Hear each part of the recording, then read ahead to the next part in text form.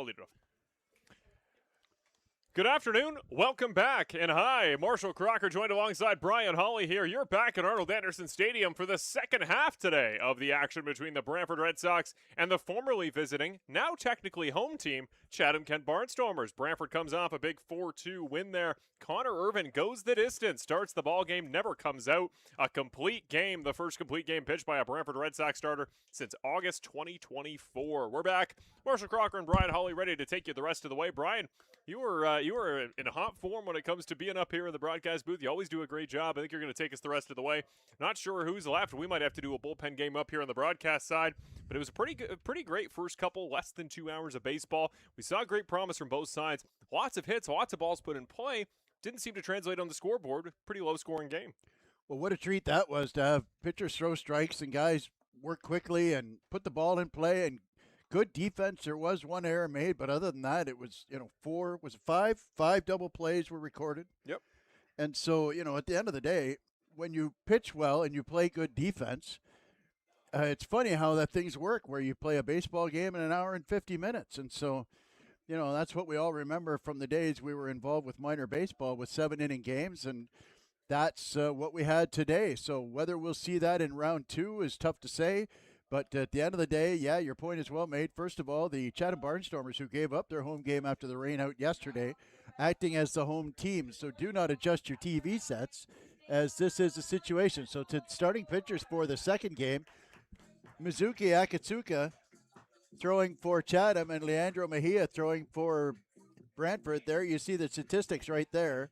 And that's a lot of strikeouts for Akatsuka, and he will mix up his delivery, as we often see from starting pitchers that come out of the Orient, where they like to put that little pause into their delivery and throw off your timing. So Jacob Cantor, as always, leads off for the Red Sox, and we are off with game 2, and the first pitch is up for a ball. So Cantor had a very good and productive first game. He had a couple of hits and a sac fly and stole a base in the first game. The 1-0 pitch comes in. Off-speed slider comes in, and that's a strike called 1-1. A little bit of cloud has come in to take some of the sunshine out. I don't know how long that's going to last, but it's a nice reprieve for those of us who are in the booth. And a soft humpback liner heads out to second base. And Julian Monks is there to receive it, and there is one away. Let's take a look if we can at the new look for the offense for Brantford, who, again, reminder, are the road team in this contest. This is a makeup of yesterday's game, meant to be at home in Chatham. So Brantford will lead off the innings. They're going to play at the top. There's the offense, not too dissimilar from what we just saw. Cantor Black, Ortega, Savage, Martinez again. Cassidy Watt comes in the ball game, and it's going to be Charlie Towers in for Lucas Bateman. Atsuka starts Black off with a breaking ball for strike 1. Black coming off a Friday night game where he had 2 triples in one game. There's that little hesitation. Off, straight back, and right back into the umpire's feet there. Brody came up. He was only 2 batters there for Brantford to come up 4 times in that first half of the doubleheader. Did get on base, but no hits. Had a hit by pitch there his 3rd time up. 0-2 pitch. Popped up, right side. Going to be a tough play for somebody. And the right fielder, Groening, comes up with the play, and we've got 2 away. So that's going to bring Christian Ortega to the plate. The first baseman, number 21, Chris Ortega. And you don't get much more red hot than this guy, Brian. I mean, Chris Ortega, the form he has been in, he's a one-man wrecking crew on offense, and he comes back up fresh off a game that once again played pretty solid, got on with an error, added another RBI to what is now a 9 RBI stretch of 3 games. 5 big RBIs there. Was definitely a wrecking crew on Friday night. And an off-speed pitch in for a strike for Atsuka.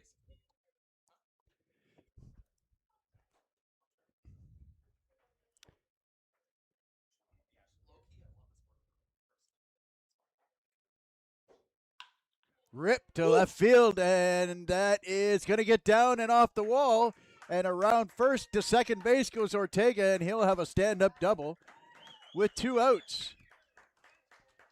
And I tell you one thing that is really shocking me, partner, is the fact that Andrew Savage is going to catch game 2 as well. That's a very good point. I mean, it was a brief contest. We talked about it only 3 times through the lineup there for Chatham. Let's show the defense there, if we can, very quickly for Chatham to see what look they're given in front of Andrew Savage.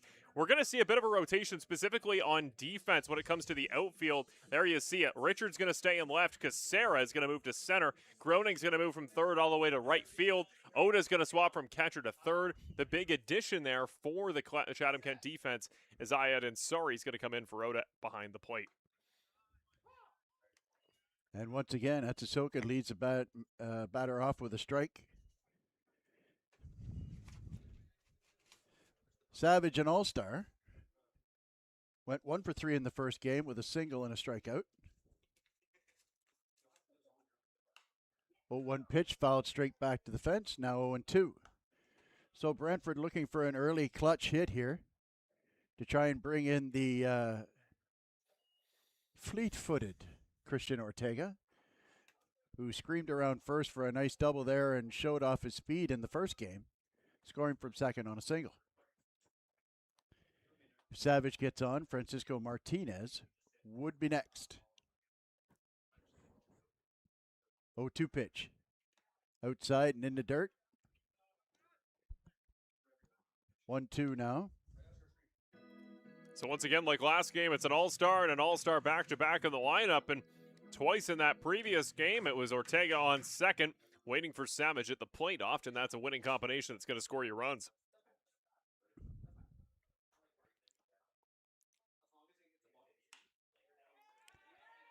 Tough play there. Hard play for the center fielder. Come floating in and no catch. And that's going to get down for a hit. And Ortega will come around and score easily. And a bit of a duck snort there for Savage, but they all count, as they say.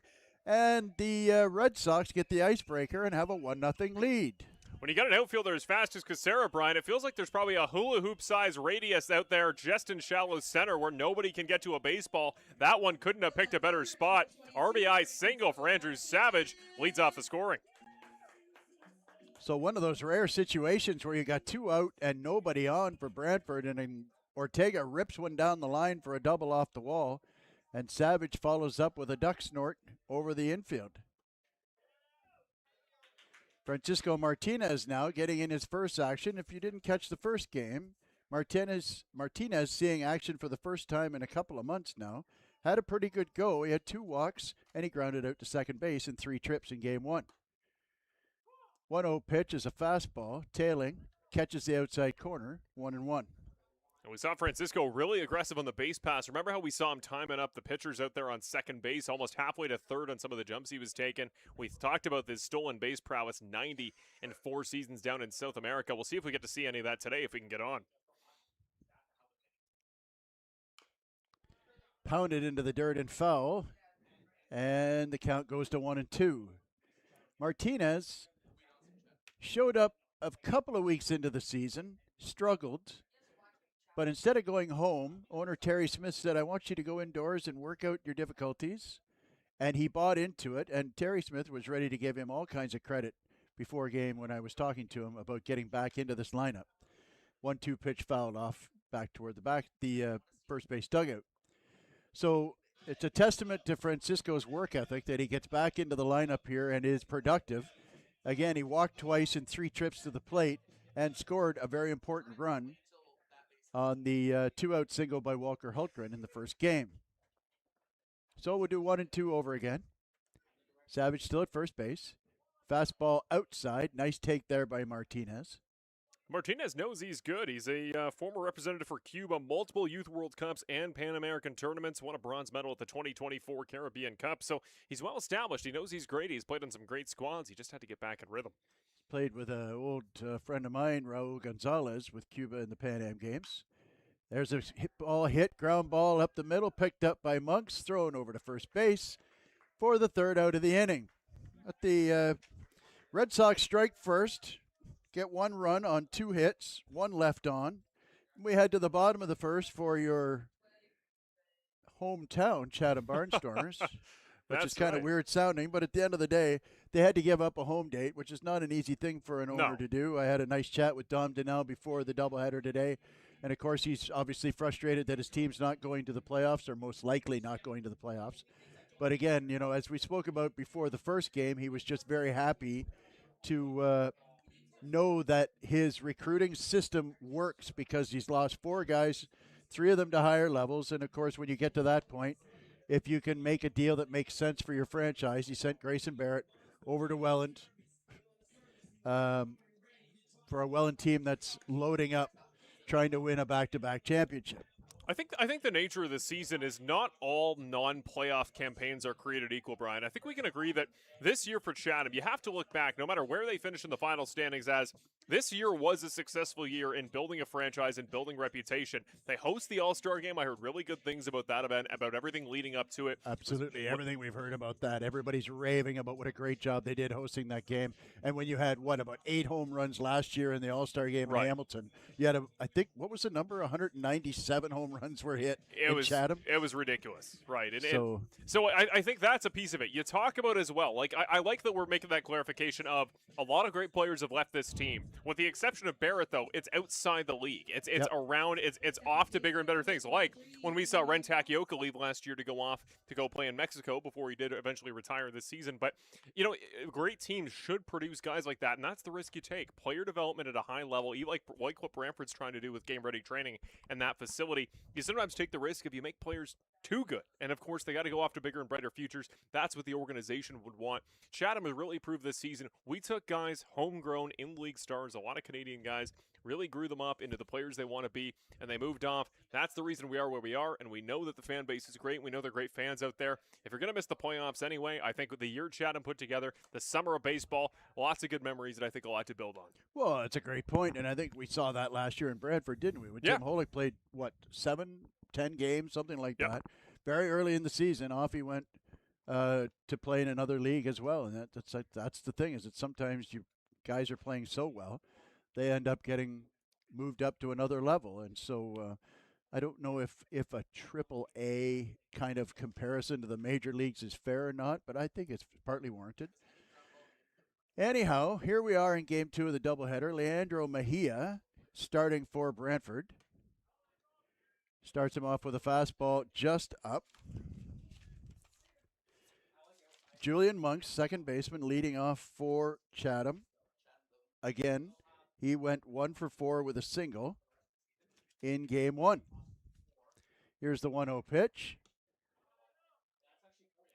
Just off the plate there. I had to stop and wait that one. Savage kind of froze there, thinking he was going to get that call. Hey, you mentioned it earlier there, Brian, about the kind of the struggles in the top 3 in the order last game for Chatham. Exact same in this game. Monks, Morin, Oda combined 1 for 12 in that first game. There's a line drive, and Monks starts off the second game the same way he started off the first game, with a line drive over the second baseman's head, this time being Charlie Towers instead of Lucas Bateman. And so the leadoff hitter is on, and much like last game, Spencer Moran comes up. Last game, he came up with Monks on first base and hit a line drive to Walker Hultgren out in center field, and ended up going 0 for 3 with a walk. Yeah, and we remember from that first game, Chatham puts 2 on the board early in a very similar start to the inning. Nothing after that.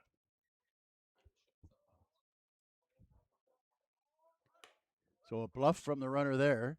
Mejia has had trouble keeping runners close.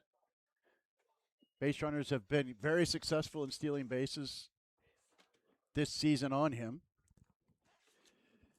Fair to say Mejia is a more deliberate pitcher than Connor Irvin. Connor Irvin likes to work quick. Mejia throws hard, and I tell you what, folks, he is one intimidating figure on the mound. 6'8".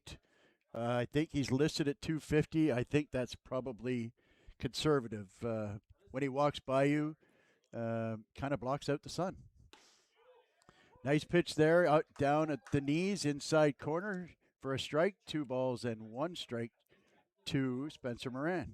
He's the same height as the Toronto Raptors' Scotty Barnes, who rebounded 26 basketballs in a game one time. That should give you a sense of exactly how tall he is.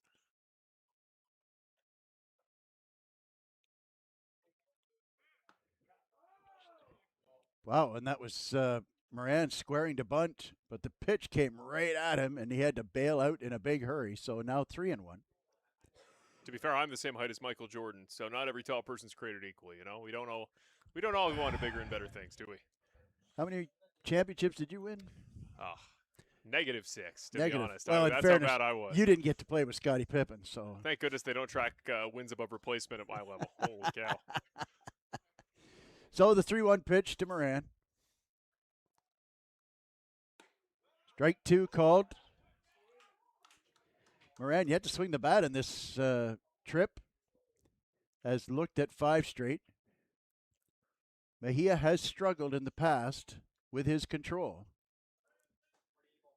3-2 pitch. We'll see if the runner goes. Nope. And throws a slider on 3-2 and very nicely timed and nicely located and gets a strikeout of Moran swinging. And there is one away, which is going to bring Yushin Ota up to the plate in the top 5 in home runs. A very dangerous bat here for Chatham. Just to give you an appreciation of how good that Chatham lineup was, he was batting in the 5, sometimes the 6 hole with this lineup. And now he's the 3-hole hitter, and certainly warranted with his 12 home runs on the season. Had that really hot start, had 7 or 8 early in the season. Still hitting them, just not with the frequency he hit them at the start of the season. Yeah, no Austin Gurney in this lineup either for Chatham. Early in the season, I saw him hit 2 grand slams in a game at Jack Couch. Yep.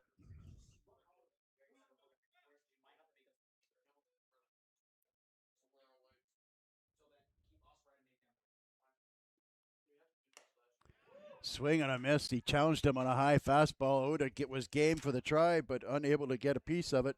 Just ticked the bottom of the baseball. Swung through it, and we are 1-1. Mejia looks confident right now. He knows he can get stuff going the right way. Means he can mix up his variety a little more than just the fastball over the plate. Another pitch up.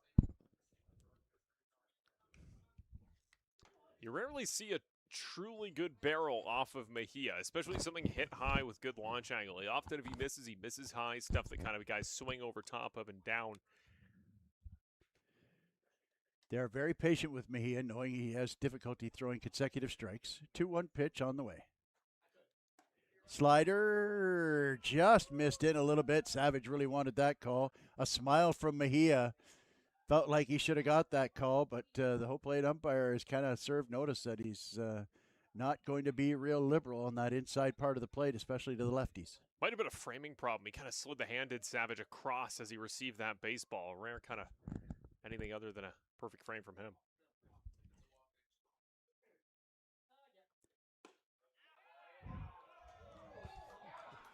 Gets a call there at the bottom of the zone, and now it's the Chatham bench that are talking to the home plate umpire, so we'll see where that goes. You got consecutive pitches. There's an old saying in umpire land that if both teams hate you, you must have did a good job. Darn straight. If only one team hates you, that could be a problem. So the 3-2 pitch, we'll see if they put the runner on this time.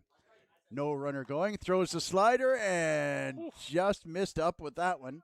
And Oda will take the walk, and we have first and second with 1 out, and that is going to bring Clairhout to the plate. First baseman number 34, Carter Clairhout.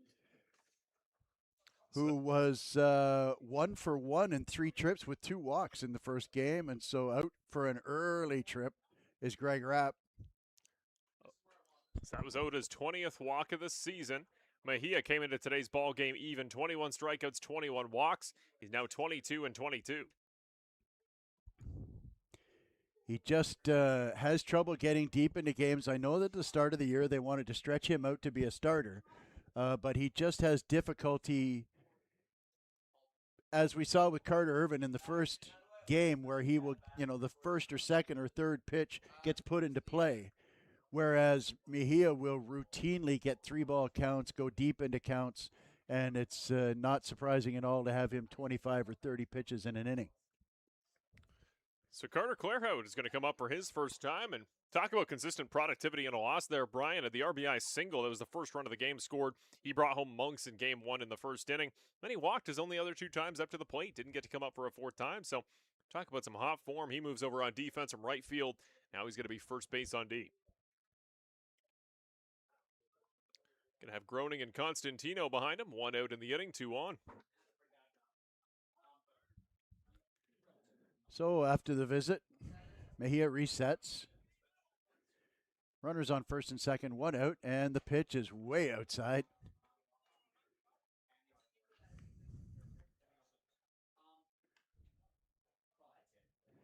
So you got Monks at second. Oda is at first. Oda runs very well for a big fella.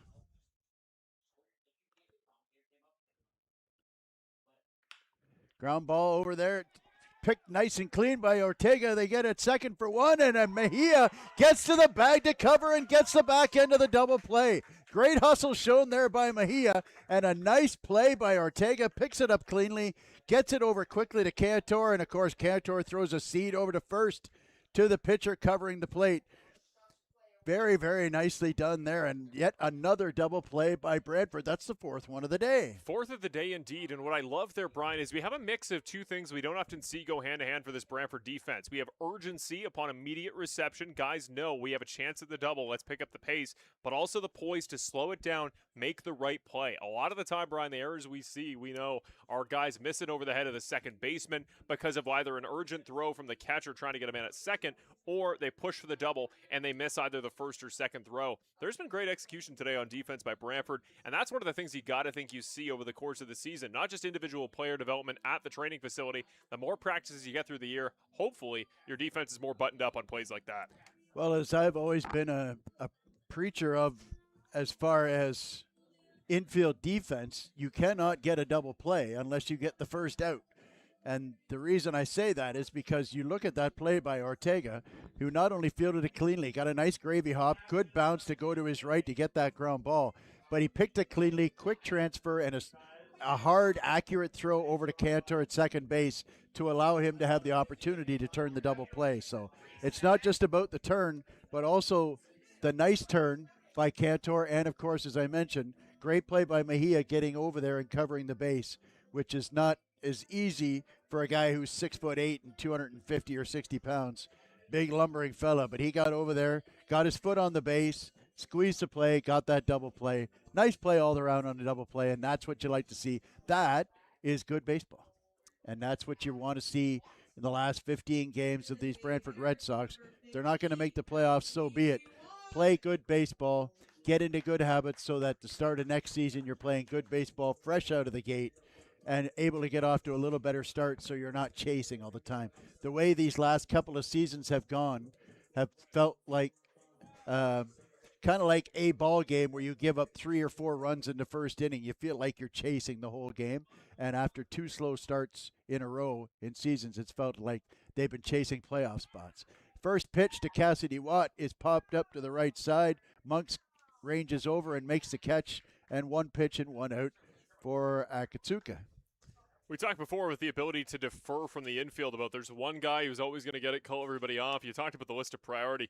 It feels like that Chatham defense knows Julian Monks is the guy. He's had a lot of those pop-ups, nowhere near his range, very quick on first step, and he's locking it down in the infield on that side today. Well, Evan Morrison was an extremely good bat. I'm not sure I put him in the elite shortstop category. They've got a really good one in Moran, and of course Monks. That's a really good middle infield for them. Good athlete, just great athlete. He just wasn't an elite level shortstop, is all. So the suddenly red hot Lucas Lefebvre coming up to bat here, who's got 4 hits in his last 5 trips over 2 games. Came home to score twice, a double, single, on a stolen base. 2 runs in that last game. And another line drive by Lucas Lefebvre. Stay hot, young man. Stay hot. My goodness. He can do no wrong here. And with 1 out and a left-handed hitter up, you're in an ideal situation to try and pull off a hit and run here. After today here, Brian, Brantford isn't going to play back at home here until a week today, next Sunday. He might have time to talk himself into leading off next week. Say, hey, give me a try. He's fast on the base pass. He's good at the plate. He'll take here and there when he needs to. And now's a man that, speaking of, we talk about Walker Holgren, always likes to swing first, think about on base later.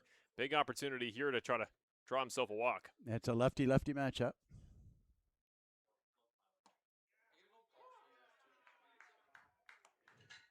And of course, Hulkren was clutch last game, a 2 RBI single in his first at bat, a RBI single in his third at bat, and had a very good game overall in the first game. Technically beat Chatham by himself. 3 RBIs. Yeah, at one point it was Walker 3, Chatham 2, till a couple of very important tack-on runs later on in the game. So I am anticipating the possibility of Lefebvre running here. And that would have been a really good pitch to go on, a ball in the dirt. Sorry is a good defensive catcher. So we've got a 2-1 count to Hulkren on this lefty-lefty matchup.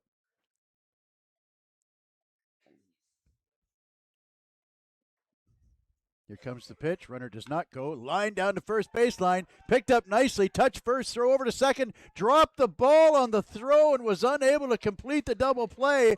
They had the throw and they had the out at first, so they had to make a tag. It was a nice throw to Moran, but Moran just clanked it. You could throw him 100 balls and he'd catch 100 of them, but he clanked that one. So a big break by the Red Sox. And so the inning stays alive. Hulkren is out at first base. Lefebvre moves up to second. Charlie Towers making a rare at bat here. Hasn't played in a little while. It's a nice thing about doubleheaders. Guys get into games that don't get to play a whole lot. First pitch is a nice curveball there, similar to what similar to what Connor Irvin was doing. And okay, so here's the memo I never got, is that Atsusoka throws both ways. He was throwing right-handed, and then he suddenly threw left-handed with the runner on first base when Hulkren going up. Strangely, as another lefty comes up, he's throwing right-handed again. It's one of those things that flies under the radar, isn't it? I missed that memo. That wasn't. We never talked about that at the pre-production meeting. It's uncanny valley until you see it.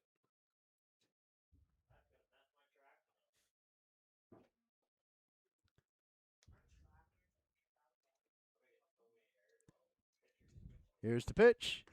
Swing and a miss by Towers. And the inning is over. And so the ambidextrous Atsusoka, which is alliteration technically sure speaking, is, gets the 3 outs, but one hit, one runner stranded, and the error does not cost Chatham. And we head to the bottom of the second with Brantford leading 1-0. Well, welcome back, you Chatham fans watching from that very first game. It's a long marathon of baseball, and we appreciate you guys coming back in, watching the second half here today. Again, the Red Sox get the better of them in the first half, but now Chatham's the home team here in this ball game technically, so the good luck in that split should go the way of the Barnstormers side. We talked about the stakes there earlier, about how much this game means for seeding at the bottom, depending how much you care about that if it's non-playoff stakes. But I think it's just an opportunity here, Brian. We can never undersell the value of getting tape out about yourself for other teams, right? Like the decision period, especially in a professional league in the era of very tracked, very official signings, the value of roster positions in this league, guys that can get hot, like we're seeing Lefebvre, Bateman for Brantford, a number of names around the league, picking up steam at the end of the season. It's going to live long in the memory through the offseason. It's going to be the most recent thing, not only your team, but GMs and staffs around the league remember about you, where those decisions can be made for next year. Guy like Mejia means a lot for him to have another good start, to say, hey, we thought you might be a true starter this season. Hasn't quite gone your way in the numbers in the aggregate, but if you just put out a memorable start at the end of the year, I know I can tell you for a fact, a lot of the personnel decisions made this season, coming into 26, factored a lot more heavily based on August of last year than they did the rest of the season. Oh, that's a great point. And they went on that, I believe it was a 6-game heater at home at the end of last season. And, so you're absolutely right, Marshall. You show that you can perform in this league. And you look at a guy like Charlie Towers and Lucas Lefebvre and Christian Kuzmenka and, guys like that are trying to prove to the league that they can perform at this level. And if they can't catch on here, then the teams that are looking for, good bench players will pick you up and you get a job next summer, right? So in the end, we're off to the bottom of the second. And Groening is the first hitter. And he lines a ball into left field for a base hit. On the first pitch, Groening was 1 for 2 and was hit by a pitch in the first game. He played third base in the first game, playing right field in game 2. We talked about how sturdy he was on defense in game 1, played a crucial part in those double plays that went against Brantford, 2 of the 5 that happened overall, and now he's on for the third time in his first 4 trips to the plate. A good overall day for number 33. So that brings Owen Constantino to the plate. Ground ball up the middle. Picked up by Towers, flips to Cantor for 1, throw to first, and yet another double play by the Brantford defense. That is 6 today. Just ridiculous, the number of executions by the Brantford defensive side. And again, it's that balance of patience on the initial grab there by the second baseman.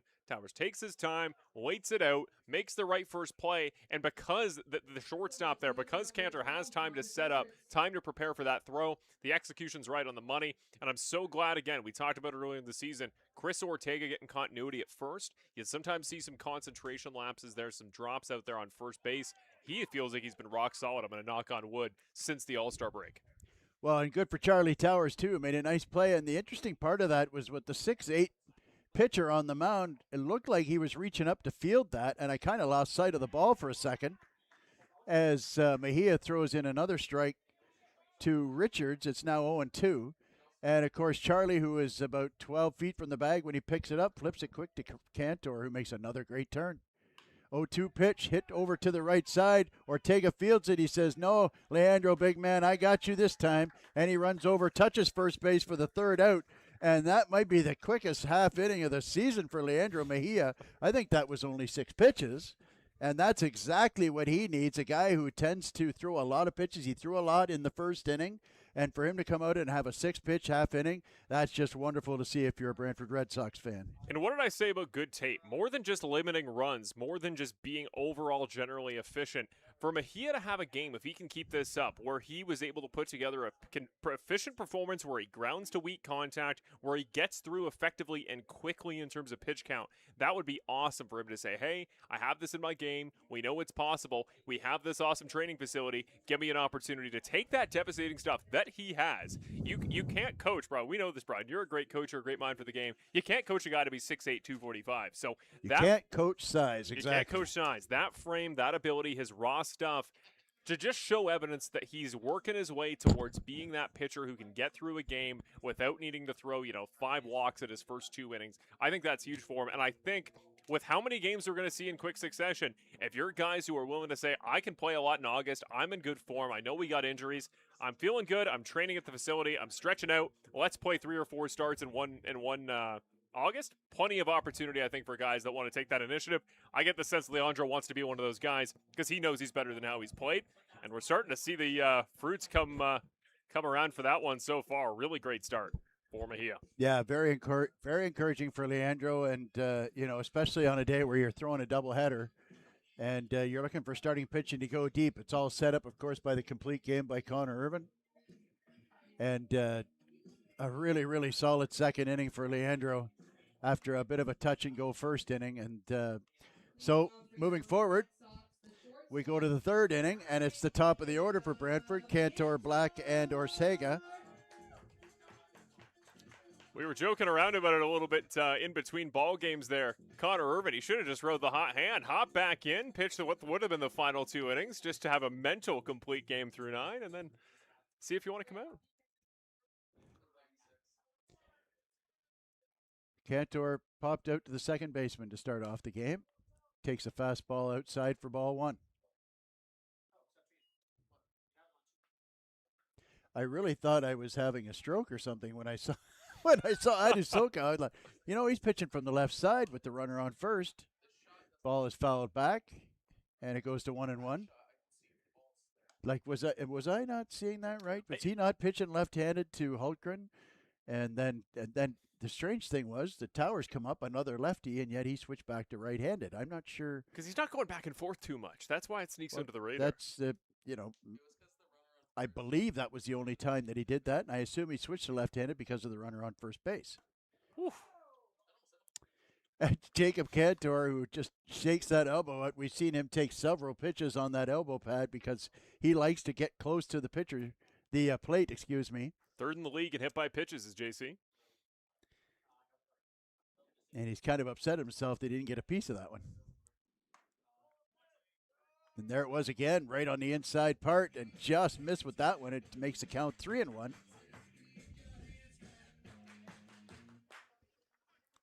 Not a good idea to walk this guy. He makes a lot of stuff happen, plus they got a lot of beef coming up afterwards. You got to go right at Cantor. That's what makes him a tough leadoff hitter.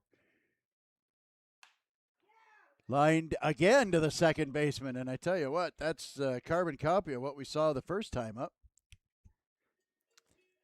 Yeah, Monks has his number on defense, doesn't he? Well, that's baseball in a nutshell. You know, you look at the RBI single by Savage, who hit a duck snort over second base and just got it in front of the center fielder.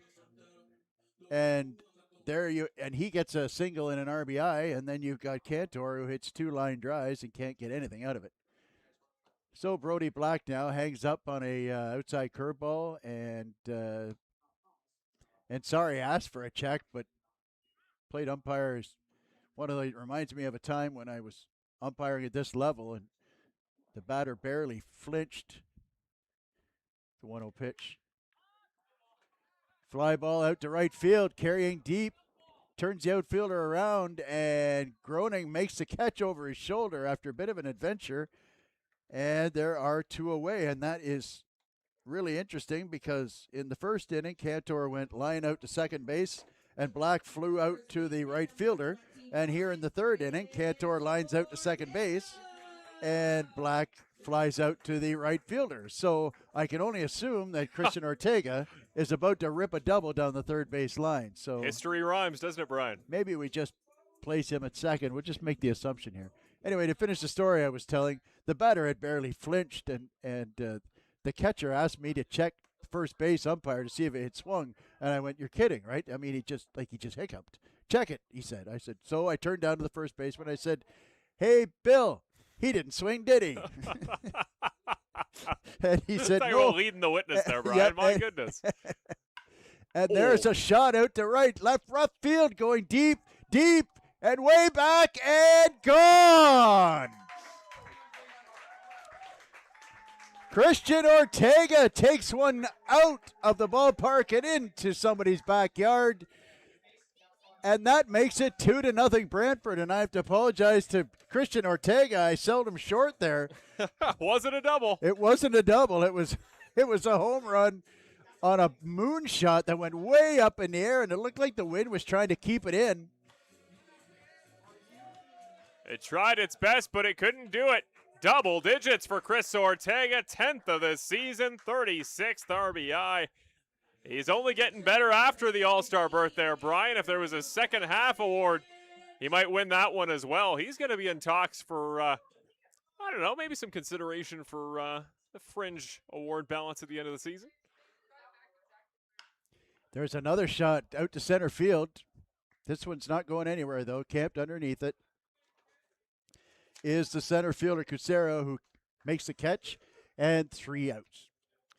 What a blast there by Ortega. I feel like we went months. I think it was, I think it was May, end of May. I think Brody Black cleared the fence out there in left field. For those of you that haven't seen it or haven't come to a game here live at the ballpark, it is a tall fence out there in left. It's about the same height as the fence behind home plate here to protect the fans sitting in front of our commentary booth. It's a hard fence to clear. I believe that's just the third time this season somebody has. If there's somebody you expect's going to do it, it's Chris Ortega, who often does a lot of his damage, of course, on the road, playing at Cantor did one, I know that.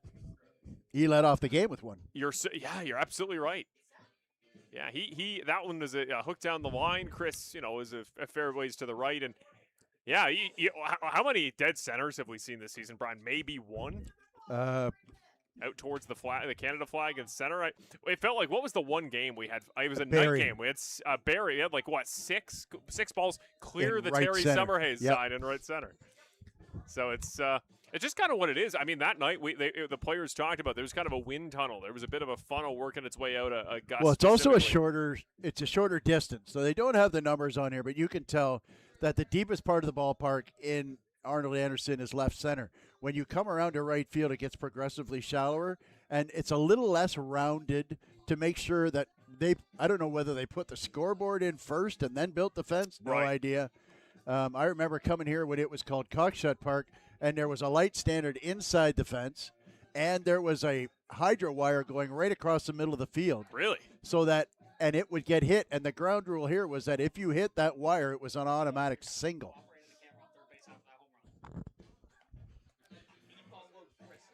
So we head to the bottom of the third, and it is 2-0 for Brantford now after the Ortega home run.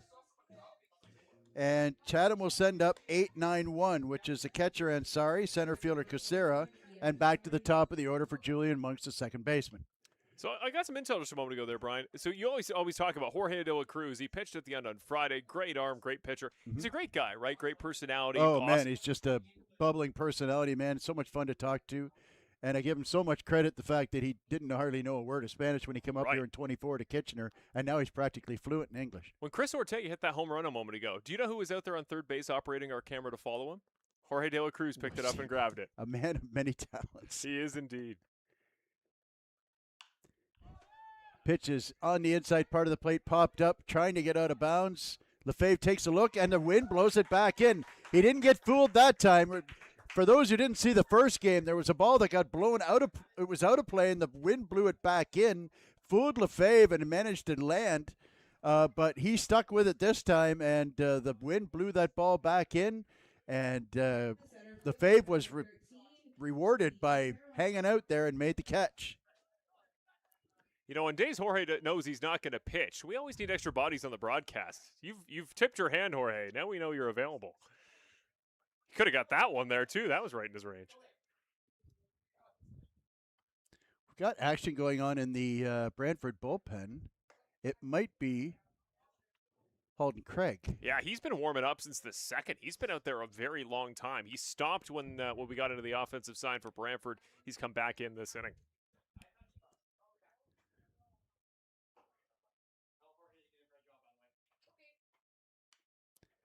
Swinging a foul tip at the plate there. Got a piece of Savage. Hope he's okay. It looks like he's none the worse for wear. And the count goes to 1-1 on Kucera. The speedy Kucera played center field in the first game. And he went 1 for 3. And a a bouncer high into the air. Going to be tough to get the wheels there. And sure enough, he runs it out. Lucas Lefebvre had no chance there. Baltimore chopped that one up about 30 feet in the air, and with the wheels of Kucera, Lefebvre had no chance to get him at first. And so one out infield single for Kucera brings us back to the top of the order for Chatham for Julian Monks, who hit a line drive over second base to start game 2, just as he did to start game 1, if memory serves. Second single of the day there for Kucera. Third, the first time through the order, 3 singles and a walk.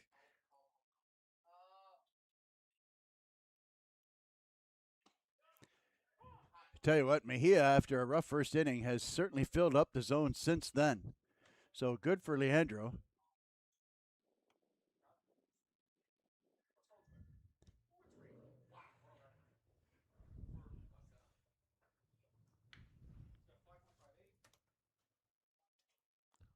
A 1 pitch.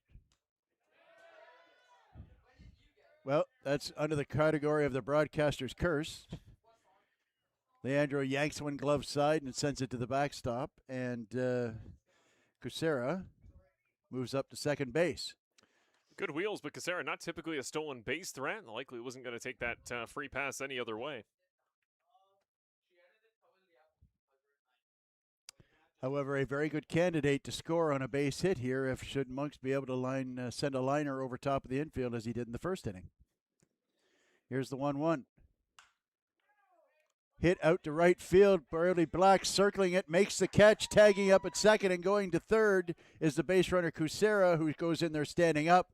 And that is not something that Brantford's going to worry about because there's 2 out now.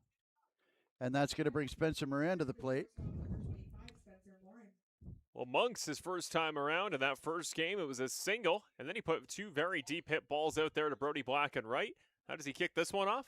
Exact same way. There's a lot of symmetry going on in this game. Sure is.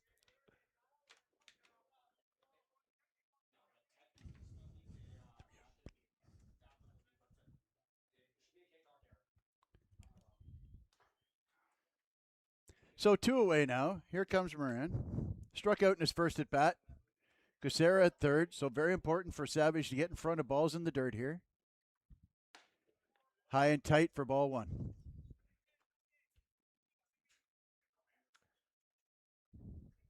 So 29 pitches. This will be his 30th here. Not bad pace, having retired 8 outs already.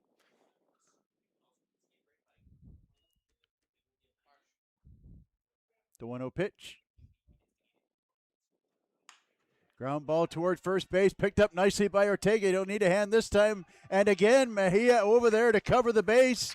Nicely executed PFP there, and they get the third out of the inning and strand that runner at third base. And we head to the 4th inning, and the score remains 2-0 for the Brantford Red Sox. Not just a nice bat, ladies and gentlemen. Chris Ortega with a great snag off the ground there at Nice first. pick. Yep, good point. Awesome pick off the ground. We're going to send it away, our first break of the ballgame. We're flying through the second half of this doubleheader. Don't go anywhere. Thank you, Chatham. Thank you, Brantford. Thank you, all the fans watching out there on CBL Brantford Red Sox YouTube, CBL TV, for checking us out. We're going to take a quick 90. We'll be right back for the start of the 4th inning.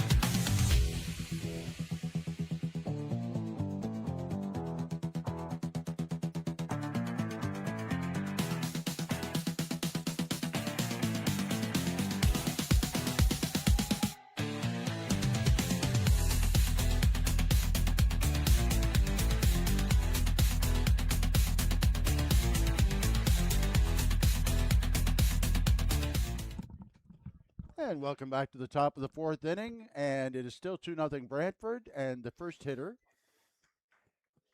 is Martinez, and back throwing left-handed at Chisoka. Attempted bunt, but fouls it off. Good idea there. Yeah, might as well weaponize that speed we saw in the first game. Grounded out to the second baseman his first time up. Like we said, the 2 walks, but unfortunately, unfortunately or fortunately, depending on who you ask, he always had somebody in front of him on the base pass, no opportunity to steal. Curveball ripped down the right field, but foul. Well, he hung that one. It doesn't matter if you throw righty or lefty. You hang a curveball to a hitter in this league, he's going to rip you. And Chatham were fortunate that he was out in front of that and hit it into foul territory. It wasn't going to be out by any stretch, but it certainly would have been down the line for a double. The Chatham body sitting out there in right field. They're lucky he didn't cream one of them. Better have a glove in your hand out there. 0-2 pitches way outside. 1-2, an uncompetitive pitch. So Watt LaFave will be the 2 behind Martinez in this inning. Slider popped up. Foul territory. We'll see if it stays in. And Sorry having a look. And it lands, and Sorry didn't make the catch. Would have been close. I think it might have caught a piece of one of the support rails that holds the fencing up on the way down. Wouldn't have been playable. Would have got out of play, but very close.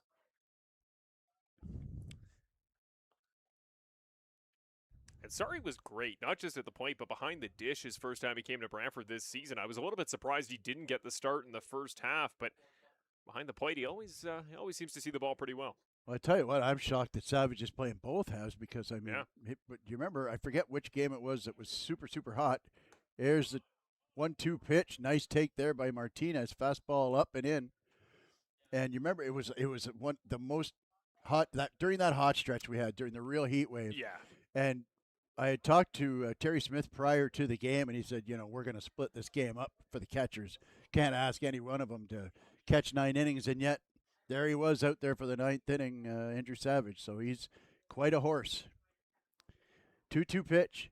And it hits Got him. Martinez. He slider slipped out of his hand. I don't think Martinez will complain. You can't get hit by a pitch much slower than that, can you?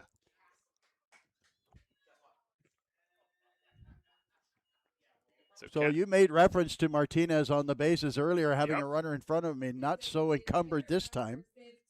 Like I said, stolen base leader 4 years straight.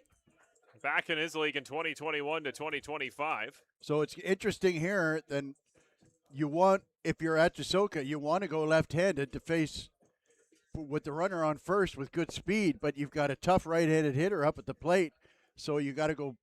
That's the priority, is to get this guy out. Okay.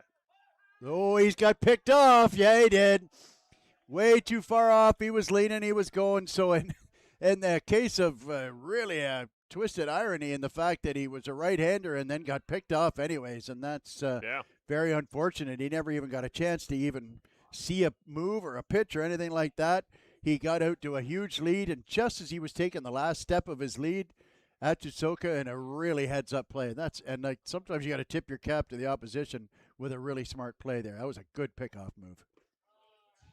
Drops low the zone there, and Cass is, I mean, we've talked a lot about what he said preseason. He's going to go all power. That's what he told us. And we talked to him about a week ago again, and he just said that role needed to change. It needed to reflect the kind of the team he sees in front of him. And the reality is this became a much more next man up kind of everybody hits offense. Sometimes you just got to keep the momentum going, and that's what his swing has kind of changed back to prioritize. And he's done it. He's up near 300 for the season. Yeah, he had that little mini slump there where his average was kind of creeping down toward 250, but he's turned that around. And, we've said many times that even though the record is not good, there's been nothing wrong with the batting order. 1-1 pitch just catches the outside black for 1-2.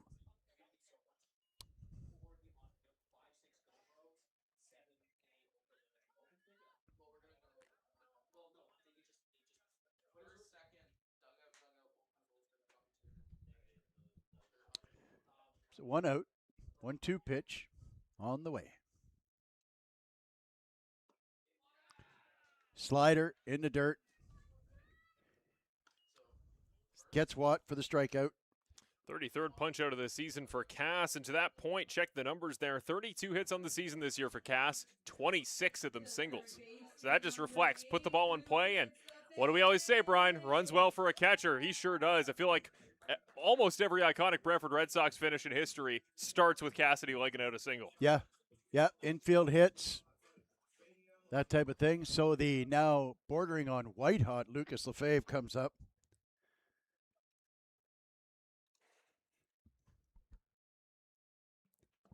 With 2 out and nobody on, and takes a first pitch curveball for ball 1.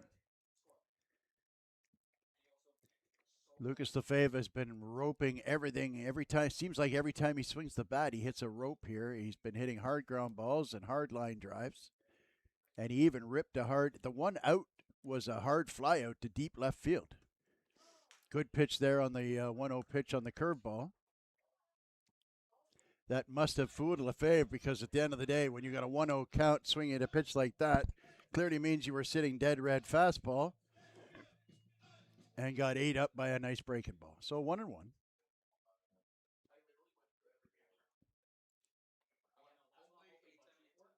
And yet another curveball. That's 3 straight. What are you seeing today, Brian, from the pitch mix from Akatsuka? What he's offering to hitters? Fastball, a nice live fastball, throws a changeup, got the slider and curveball, 2 different breaking balls. One is the slider is the harder of the 2. Are they tunneled pretty well from what you've seen, kind of hiding them behind each Got other? good depth on the slider. Popped up right side, sends the bullpen running into out of play as the ball was headed right for them. They all picked up their chairs real quick and dove into the bullpen in safety, and the ball landed right amongst them where they were. All the close fly balls have been well. Chatham is on defense. I'm still curious if a Red Sox outfielder gets out there. Well, they're there. Might make for a bit of a interesting moment. So the 2-2 pitch. Curveball, fouled off again. It's a nice thing about having two breaking balls, to your question earlier, the fact that you've got two different velocities. And so, Right. there's three different ways to pitch the ball. There's speed, there's spin, and there's location. And when you can change two of the three on every pitch, it generally makes you a more effective pitcher. And a fastball in the outside corner, and that is exactly my point. You threw him curveball after curveball after curveball, and then send him a fastball that dusts him on the outside corner, gets the strikeout looking, and we are headed to the bottom of the fourth, and it is still 2-1 for the Brantford Red Sox. Second strikeout of the day there for Lucas Lefebvre. We still have never confirmed why on my scoring sheet. I found at the beginning of the year information to provide that he was nicknamed Baby Luigi by the team, and I still don't know why he's named that. Baby Luigi. Baby Luigi. We'll never figure it out. But either way, we're back. Mejia's still on the mound. Holden Craig is, once again, he stopped warming up there in the offensive half of the inning. I think he's always kind of a little ways away. I don't mind it with Mejia, right? Like, if he starts getting a little bit away really from good himself, innings, yep, for sure. right? If he happens to have, 2 walks, maybe even 3 walks in a row, okay, bang, we have him ready to go. And that's what's nice there about having a guy like Holden Craig. We talked about it on Friday, Brian. They've been trying to limit the innings Holden throws when he comes in games because he was the workhorse. He was the guy. He was coming in and throwing 3 1/3. He'd finish it. He would come in the 6th and 7th, and you knew he was going the whole way, even in extras if it was needed. And I think it wasn't fair to him. His blow-up starts were happening. That 4th time he'd go around, they wouldn't warm up somebody behind him. His numbers weren't indicative of the way he's pitching. They've been trying to limit his inning counts, but I think if you're Brantford, and we know everybody in the league is going to try to limit how many guys need to throw. A lot of arms went on Friday.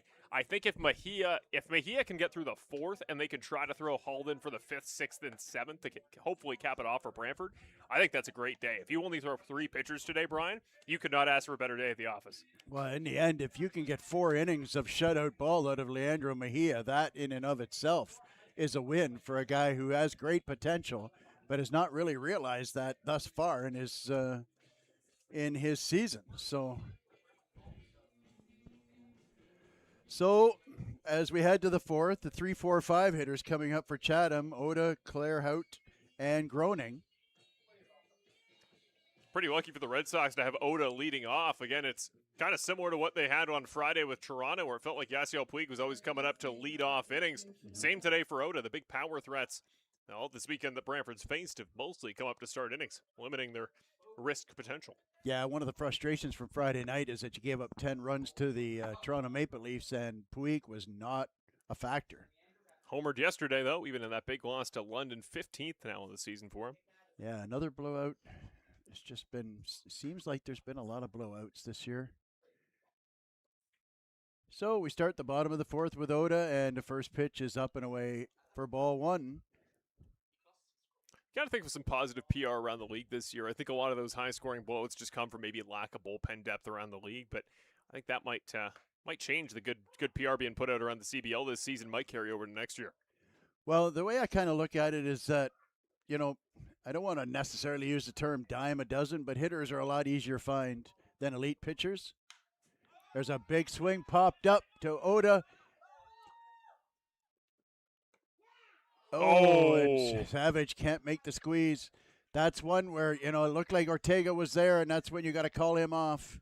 I talked about the prioritization of the defense on the infield, and it's just an easier play for a guy coming toward the baseball than the guy. If you think about an over-the-shoulder catch by a center fielder, very similar concept to a catcher where he's walking toward, like chasing the ball down, whereas the first baseman, the ball is coming toward him. It's just a much easier play. So if the first baseman can get there, you want to get him to call that off. But it doesn't hurt them on a nice slider on the inside part of the plate by Mejia, and he mows down Oda for the strikeout. Second punch out of the day, which swings the ratio back to advantage strikeout for his season. Mejia now 23 Ks to 22 walks. As Carter Clairhout comes out, he's been pretty darn good today. Hit into a double play to cap off the first inning, but remember his 3 times up in that first half of the doubleheader. He got on base all 3 times, an RBI single, and then 2 walks.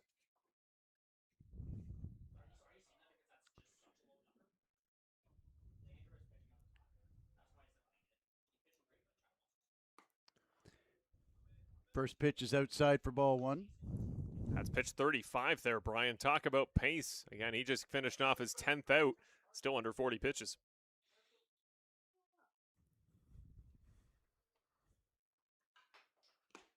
Swing and a miss, and he got a piece of Savage on the follow through there. This is really as sharp and crisp as I've seen Mejia. Filling up the zone with strikes, only one walk and 13 hitters.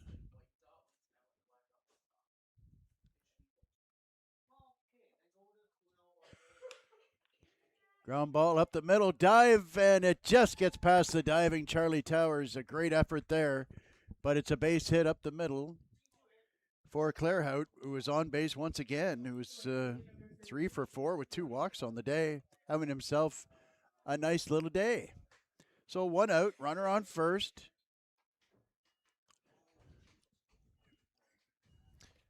And Charlie Towers there. I give him full credit because he was frustrated when he got up after missing that diving snag. That is an unbelievably hard catch to make, and it speaks to how good he is on defense. He's frustrated he couldn't make that. Well, and he's got those good wheels too, so he's got great range. Fouled back and out of play for strike 1 on the first pitch to Groening. Not a lot of team speed on this Chatham Barnstormers team these days, so guys are a little more susceptible to the double play, and this has been a day of double plays for the Red Sox, and you can bet they're hoping for one right here. Low and outside on the slider for 1-1.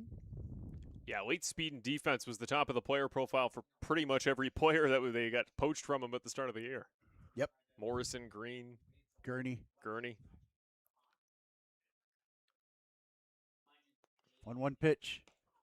Pulled it outside. Savage could not squeeze it, and there goes that notion of the double play as the runner moves up to second base. Carter Clairhout's got better wheels than I think I gave him credit for pre-game. Haven't seen too much of him in 2026, but man, he got a pretty good first step on that. A lot of guys wouldn't have run on that ball. Well, I've often said you don't have to be a fast runner to be a good base runner, and he is a good base runner.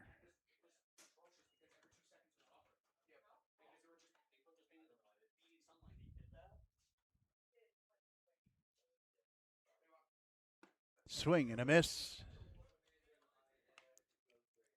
2-2 now.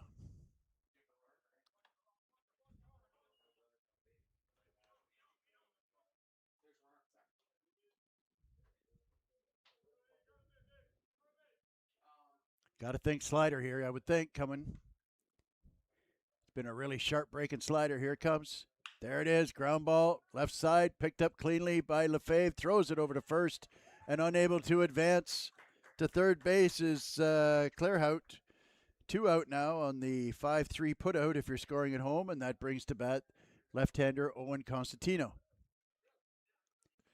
Yeah, grounded into a 4-6-3 double play last time he was up. One of 3 outs that made for a quick second inning for Chatham, and we are already getting to the late stages. Again, reminder, folks, this is a 7-inning doubleheader. 2 shortened games here to make up for yesterday's delayed contest meant to play in Chatham. So we are near the end stages of this one. So here's hoping, if you're a Brantford Red Sox fan, that Leandro Mejia can get through 4 innings shutout. That's a huge start for him mentally, if nothing else. With the struggles, he struggled again up in Guelph the other day, and I know what kind of talent this guy can be for this ball club. It just hasn't worked out for him this year sometimes. But as you like to say, water finds its level, and good players have good days, and he's having one now. And that ball is ripped toward the gap, and underneath it is Hultgren for the 3rd out. And I tell you what a great job through 4 innings for Leandro Mejia. Line out to the center fielder. 4 complete now, and we're going to be right back in a couple of moments with the 5th inning. Don't y'all go away. We got a great finish coming up for you.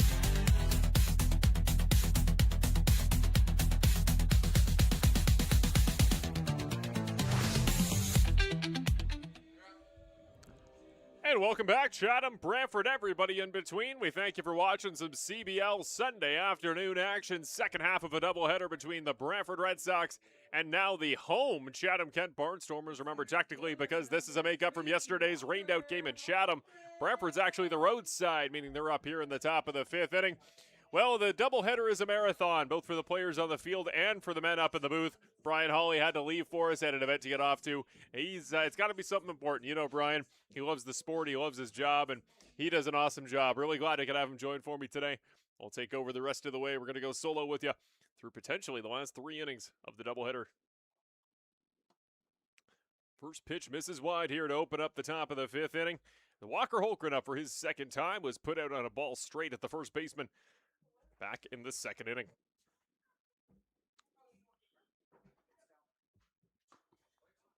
Gets that one on the far side. Nice pitch there by Akatsuka. Returns to the mound for his fifth inning of work. Remember, switch pitching today. He's gone back and forth both ways. Walker had 3 RBIs back in the first half of the doubleheader. Nice take outside and low.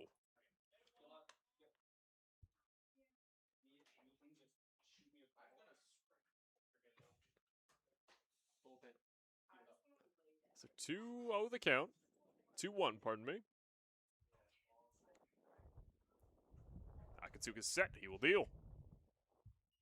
That one is put in play by Holgren up through the gap between first and second. On for his third time today. Now 3 for 5 is Walker Holgren. What a day for Walker, who's really needed to put together a good start-to-finish ball game for himself, or I guess pair of ball games. He's been strong all year. It's been well established how good he is out there in the field. We always talk about it in baseball. It's well known. You can get away with quite a bit of, stagnant production at some points of the season if you're consistently effective on offense. And now he's starting to turn it around on both sides. Could become one of the most valuable players in this lineup, could Holgren, if he keeps hitting like this. A.J. Carosis is going to come into some for Charlie Towers. He's now in hitting in the 9th spot. The former Kitchener Panther. Oh, and this is wide and outside for pitch 1.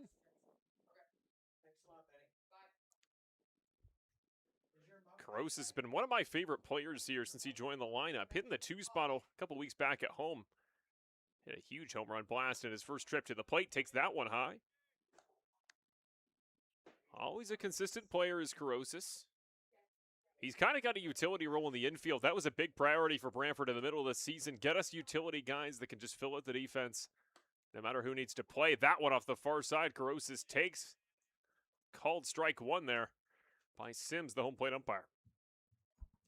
But the 5-year veteran there, Carosis, with the Panthers. Last season, the more playing time that he's ever had in his CBL career. That one drops low. Another nice take. Looking for his first walk of the season, the 25-year-old from Mississauga.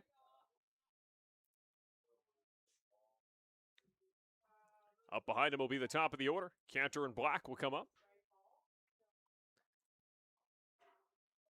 And takes wide. Free pass there for Carosis at his first trip to the plate. That'll advance Holgren. So 2 on, no outs. And remember, this is a 7-inning ball game, ladies and gentlemen. Top of the 5th, much later on than we are used to. And JC's looking at 2 in front of him. No RBIs in that first game, but 2 singles. Pardon me, he did have an RBI and a sac fly at the end of that ball game. The final run that Brantford would score in that initial 4-2 win.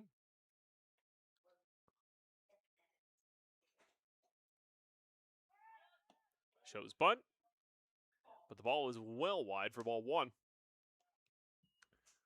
We've intermittently seen an arm starting to stand up, starting to stretch, starting to warm up for Chatham. Right now, nobody getting ready in the bullpen. Akatsuka looks to be in it for the long haul. If Brantford doesn't get this 2 out of hand on offense, he may try to go the distance. Drops in on the top side for strike number 1. There's that breaking pitch by Akatsuka again. We talked about the changeup and the curveball. Those 2 breaking pitches he throws at different speeds just to trip up hitters. It feels like guys this 3rd time around, tail end of the 2nd for the end of the order, have just seemed to figure something out the more they've seen him. Drops low, make it 2-1. Really nice take there by Cantor. He felt a little bit slighted by a couple calls in the outside of the zone on Friday and a couple in that first half of the doubleheader. When he gets in a hitter's count, look out. Like that one, which is sent up and out and foul. Once again, over those Barnstormers sitting out in the chairs down there in right field. Toasty one. It's the humidity set to go up province-wide there as the day goes on. Boy, howdy, can you feel it?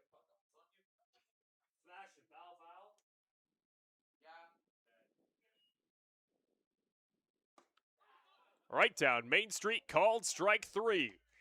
No swing, but a K for Akatsuka. Going to go down as his third today.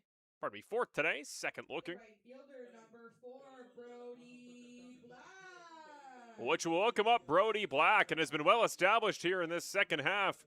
Black is having a bit of a rivalry with the man out there in right field. Himself and Groening have been in a bit of a standoff. Flew out pretty deep to right both times. Groening was waiting for him.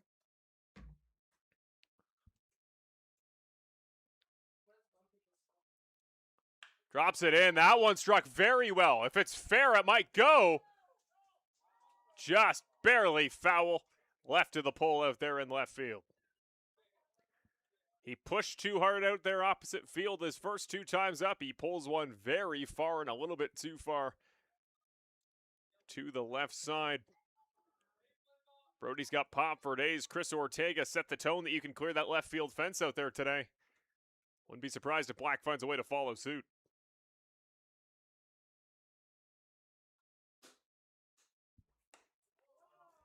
Up high is ball 1. Evens the count.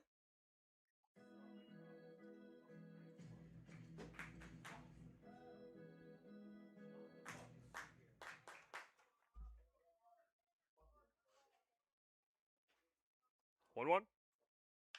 That one put in play. Right out there through the legs of the third baseman. Coming around is Holgren to score.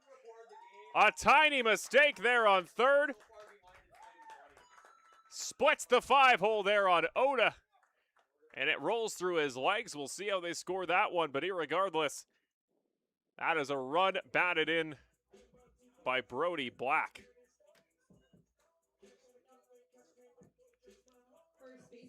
Oh, there you go. He finally finds pay dirt today. It was only a matter of time before Brody made his presence known. Did get on base with a hit by pitch in game 1, but to finally get the monkey off his back at a hit today, what a day for him.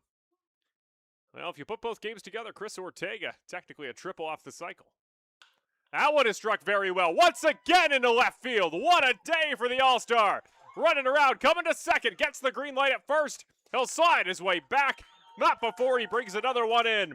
Brantford's back to their total from the first game. The Red Sox lead it 4-0 with men on the corners once again. Chris Ortega, have yourself a day. Make that 11 runs batted in his last 3.5 games.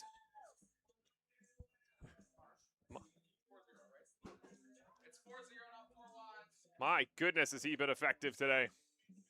Chris now out there on first. Brody goes all the way to third on the single. And here's the other All-Star. Andrew Savage is thinking, man, every time I come up to the plate, I'm looking at Chris Ortega on the base paths. Iron sharpens iron, setting a high bar to clear, but we know Savage is up for the challenge. Up in the air. That one might go out and over foul. It will clear the bullpen out into the parking lot. Had a chance at a car. And there is an arm starting to get set there in the bullpen for Chatham. They're not going to leave Akatsuka out to dry. Got to think this one is well within reach, seeing some of the runs the Chatham-Kent Barnstormers offense has gone on this season. We'll get you an ID when we can on who's out there in the bullpen. Drops in, goes high, pass ball, and they're going to wave off the runner on third. Chris will advance from first to second. On the pass ball, it was off the leather and out on Ansari. Black got the stop sign there from Savage, told him not to run from third. So this remains a 4-0 ball game. No pitching subs on either side to this point in the abridged 7-inning second half of the doubleheader. It's been Mejia on the mound the whole time for Brantford. It's been Akatsuka the whole way for CK. Mrs. Wide yanks that one. Just barely caught there by Ansari to make it 1-2. 2-1, pardon me. Next up on deck is Francisco Martinez. Excited to see him come up again today. 3 free passes in 3 different manners. 2 base on balls and a hit by pitch. Drops that one into Savage, gets a piece of it. Out to right center. Ranging back is both outfielders, and the catch will be made by Groening. Not before the tag up. Brody Black becomes the 5th run of the ball game for the Brantford Red Sox on the sac fly to right by Andrew Savage. Well, we've talked a lot this season with the offense and too about the offense here for Brantford. Often they're coming back. Often the hole gets dug. They have to make these big late game comebacks. When you take the pressure off this offense, when you go scoreless through the first 4 innings on the other side, it gives you some room for error. And now Dom's going to come out and chat with Akatsuka. We may see the first reliever of the second half coming in here for Chatham. Now it looks like the man there in the bullpen is just throwing. There's been nobody in catcher's gear. The bullpen catcher now frantically getting there to put on his pads and CK's side. So this is the visit for Akatsuka. They're going to desperately try to warm up the man in the bullpen there for Chatham, and they're going to hope that Mizuki can find a way out of this inning. Because I'm sure they'd much rather like to bring him back in the 6th and 7th rather than having to bring a reliever the rest of the way.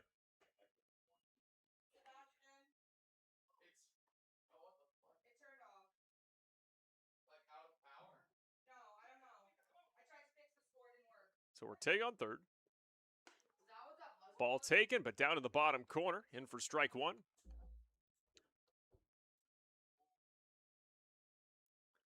Again, Martinez.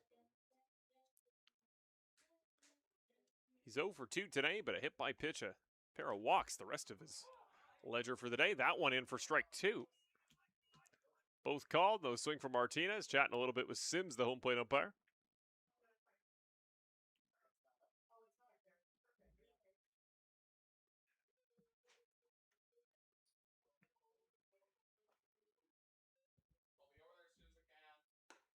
That one misses wide.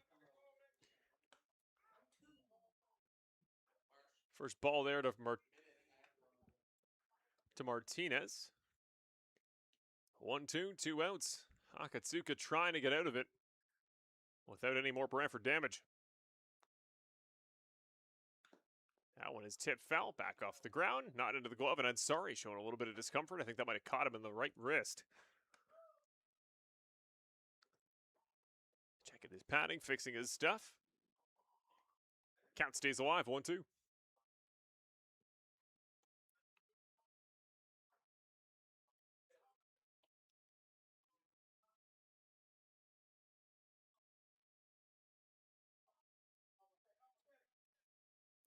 Red Sox looking to win both halves of the doubleheader. That one is put in play. Right back up the middle of the comebacker. Second baseman's there. Monks makes the throw. And they get out of it without more damage, but not before the Red Sox pile on a couple more runs. The Red Sox offense is doing their job here today. Now 9 runs combined between both halves of the doubleheader. We're going to send you away for our final break of the day. Don't go anywhere. When we come back, we're going to cap this one off as the Red Sox look to pick up wins 11 and 12 in the same day. We'll see you in a few moments.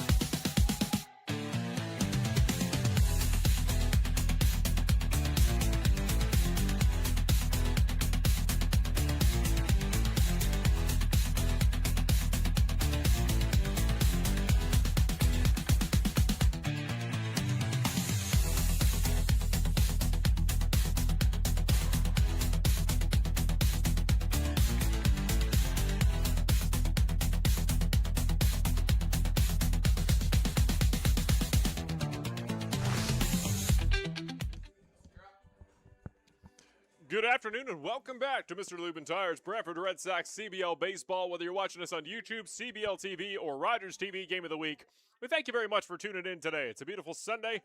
We hope you're out there having fun. We hope you got a cold beverage, maybe watching this outside on an outdoor projector. I've seen some pretty nice setups. People are watching CBL on these weekend afternoons on this year. If you like baseball, you're going to get plenty of it, not just today, but down the rest of the month of August. Plenty of rainouts, plenty of reschedules. You are going to get baseball out the wazoo the next couple weeks. Marshall Crocker here on the call. We thank Brian Hawley, who opened this ball game up alongside me. Had to head out for another engagement.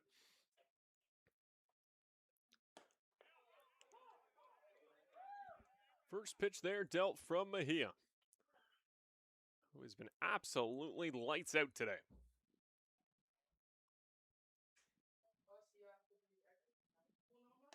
Misses a little bit wide. A slider that didn't quite slide there.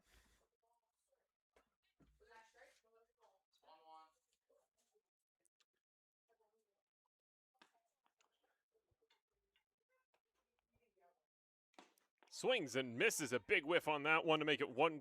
This is Thomas Richards. He's played in both games, but he's back up for just his 5th time today. 1 for 4.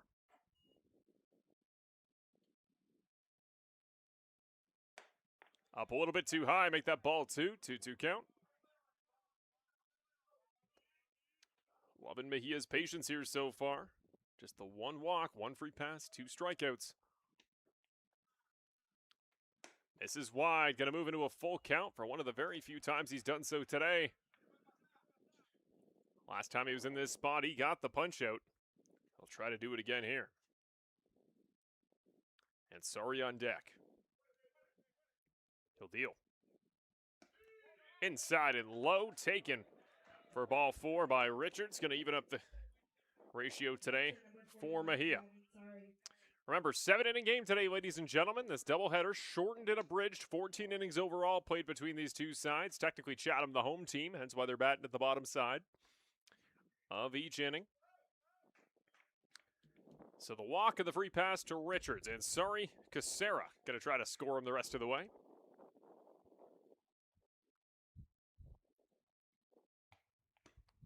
That one misses wide on the first pitch. Well, we've talked about, we've seen an arm warming up, and once again, just throwing intermittently, keeping himself ready should he be needed. Holden Craig is back in the bullpen. He's been there doing a little bit of work every inning since the 2nd. That one is put in play, and sorry, out there to third. Oh, muffed on the transfer. The throw to first, but it's not in time. The error there is Lefebvre frustrated with himself. He got it in the glove. It was the transition of the throwing hand. I talked about it before, the mix between pace, tempo, a little bit of confidence, wanting to try for the double play, but you also got to have the patience and the poise to make both halves of it. And sorry, not the fastest catcher. You probably would have had a decent margin out there to the throw to first. Was going to be tough there to the throw to second. Richards is quick on the base paths. Instead, on the E5, it's going to advance both Ansari and Richards, and this is now a very big spot. Savage going to come out there, just chat with Mejia, tell us, all right, let's settle down. We have a margin. You can't help but probably put a little bit of pressure on yourself if you're Mejia, because you just saw, I'm sure it's not a huge factor, but you just saw Connor Irvin go the complete game in the first half. The bar's been set pretty high. But really cool to go 12 innings at this point in the ball game here for Brantford. The 2 ball games combined, Brantford still yet to go to a reliever here today. That was not the mound visit. It will still be Mejia in the ball game, and if he can get out of this one, even just go through 5 innings, register the quality start here tonight, that'd just be a great day at the office for him. Glad to see how effectively he's pitched thus far. So here's Lee Casera, hitting the 7 spot last half of the doubleheader. He's back up in this game, 2 for 4 today, a pair of singles. Now on deck is Monks, who will wrap us back around to the top of Chatham's order for a 3rd time.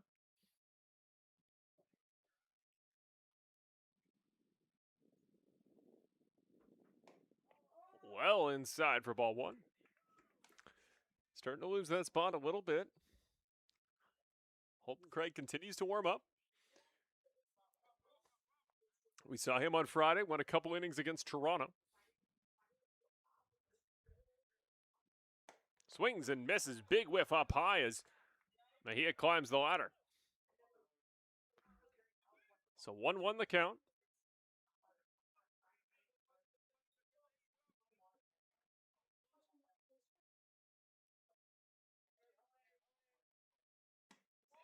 Just barely misses off the wide part of the plate. Very gutsy take there by Casera to make it 2-1.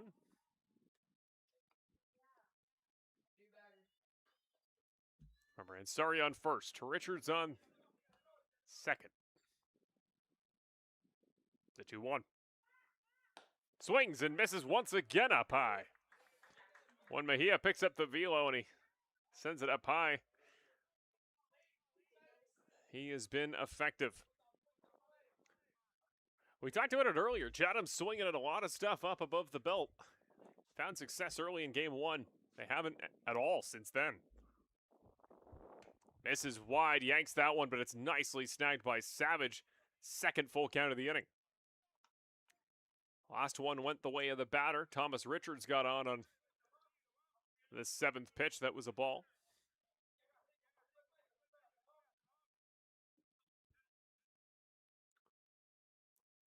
Casera's put the ball in play every time he's been at the plate so far.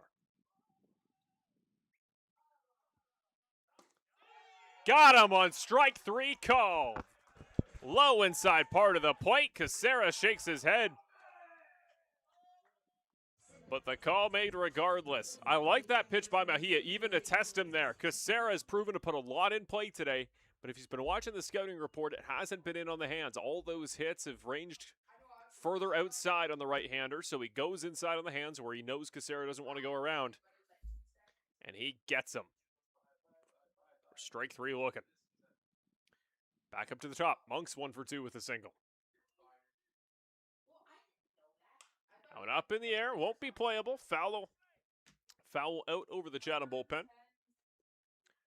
So we got a bullpen catcher in full gear. We got a man warming up for the Barnstormers. We likely will see a new arm in at the top of the sixth. Brantford leads as the road team. We will theoretically need to go through to the bottom of the seventh if this holds. That one put in play right up there towards the second baseman for 1. They try for 2. Ortega makes the grab, and that is the 6th double play of the day. Batted into by the Barnstormers. Between the two contests combined, when it's time to step up and execute, the Red Sox have executed. It'll be Morin, Oda, Clearhout, the next 3 up for Chatham when we get back to the bottom of the 6th. First, Brantford's back on offense, and at this point, I just want to see what more damage they can do. We'll see Martinez, Watt, Lefebvre, potentially Hulkren, and Corrosis, if nobody is pinch hit for. Well, we want to thank our sponsors as always. Last time we'll do so today because we're heading down the stretch here on a Saturday afternoon of baseball. First of all, you know where we always got to start. Mr. Lubin Tires, your title partner here on behalf of the Brantford Red Sox, your place for all things car repair, car maintenance. Mr. Lubin Tires, we thank them for being the title partner of the Brantford Red Sox. Montana's Barbecue and Bar, your place for all things evening entertainment, out with friends, any of your social gatherings, Taco Tuesday, anything in between. Brian Hawley would recommend you the ribs. Go to Montana's Barbecue and Bar in Brantford or your nearest location near you. Popeye Supplements, your place for all things health supplements, your place for getting in Brantford Red Sox worthy shape. I am well ways off the physique of any of these gentlemen on this Red Sox roster, but if I was going to get close, I would do it thanks to Popeye's Supplements. And finally, the Terry Summerhays team on behalf of RE/MAX Realtors. We thank all of our partners who make the Brantford Red Sox Report broadcast possible and the Brantford Red Sox Report show on Rogers TV. Don't forget, new episode came out just on Friday, or if you're watching on Rogers, it would have come out a full week ago last Wednesday. But new episode, Nick Iannantone. Unfortunately, the last time we got to interview him before he went out with an injury, that we'll hopefully not see him sidelined too long in this season. We hope to see him back before the end of August. But the Brantford Red Sox Report show, we also had a really great segment this week. I was really happy that we finally got a chance to kind of look back and do a history rewind. I said in the episode, you'll hear it if you watch it on YouTube. You can see it now on our YouTube page under videos instead of the live tab. But as kind of the conduit, I always call myself, in addition to director of broadcast media, I like to think of myself as the voice of the Red Sox. And when you say that, the team like Brantford that has so much history, that has legitimately almost a century of iconic moments, iconic games, memories, everything in between it, to speak for the Red Sox as an organization means you speak for a lot of history. And as somebody who is very new to the league, I've been trying to do my due diligence to learn about the past, not just know names, no stats, but understand the story. And we thought the best way to start is we talked to an all-star this week, all-star focus. So in episode 4 with Nick, Ian, and Tone, at the end we talked a little bit about just a couple of the most iconic names, just kind of a palate cleanser, a bit of a, what do they call it? What's the thing at the beginning of like a tapas bar where you start with an appetizer to palate clean? You know what I'm talking about, but we kind of did that. We talked about a couple of the iconic Red Sox of the past. And we'll go from there in the future. Check out the episode if you like it. Comments are always open. Let us know what you think. And we'd love to focus on the history of this great organization here in Brantford even more. Cassie Watt watches one that drops low, as he often does. Goes up in a hitter's count early, 2-0.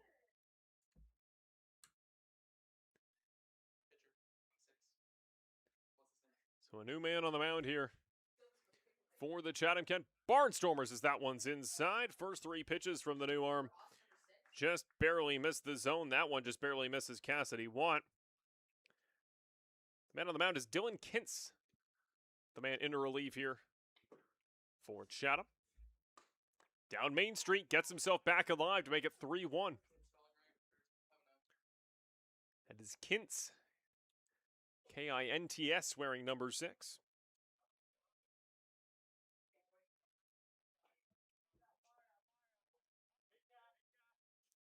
Cass looks at 3-1. Swings at 3-1. That one up to center. Ranging back over it is the center fielder. Making the grab up over his head is Lee Casera. Another one of his nice grabs on the day.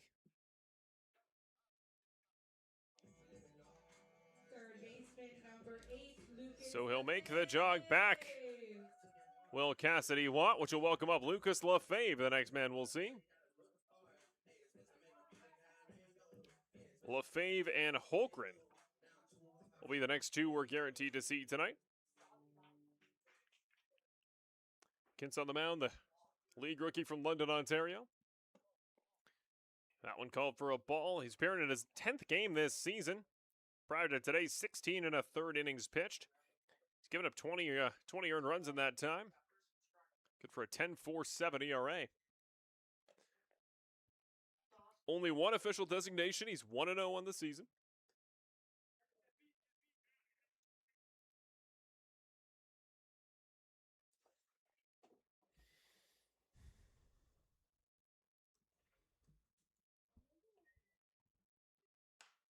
Well, Fave sends that one up and off into the parking area. Luckily, most of the cars have vacated from the junior games taking place earlier this afternoon.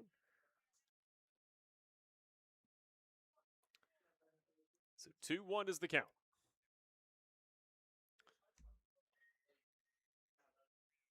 Right down Main Street, Lefebvre sends one into right center. Ranging forward is the right fielder. Getting underneath it is Groening to record the second flyout of the top 6. Walker Holgren comes up for his 3rd time. Was put out by the first baseman, but singled. We saw him do plenty of damage in the first half of the doubleheader. A triple on ribeyes. 3 RBIs off 2 singles. A deep flyout as well to left field. You don't need me to say it again. When he hits the baseball, he clobbers it pretty hard. Well inside on him. Ball 1.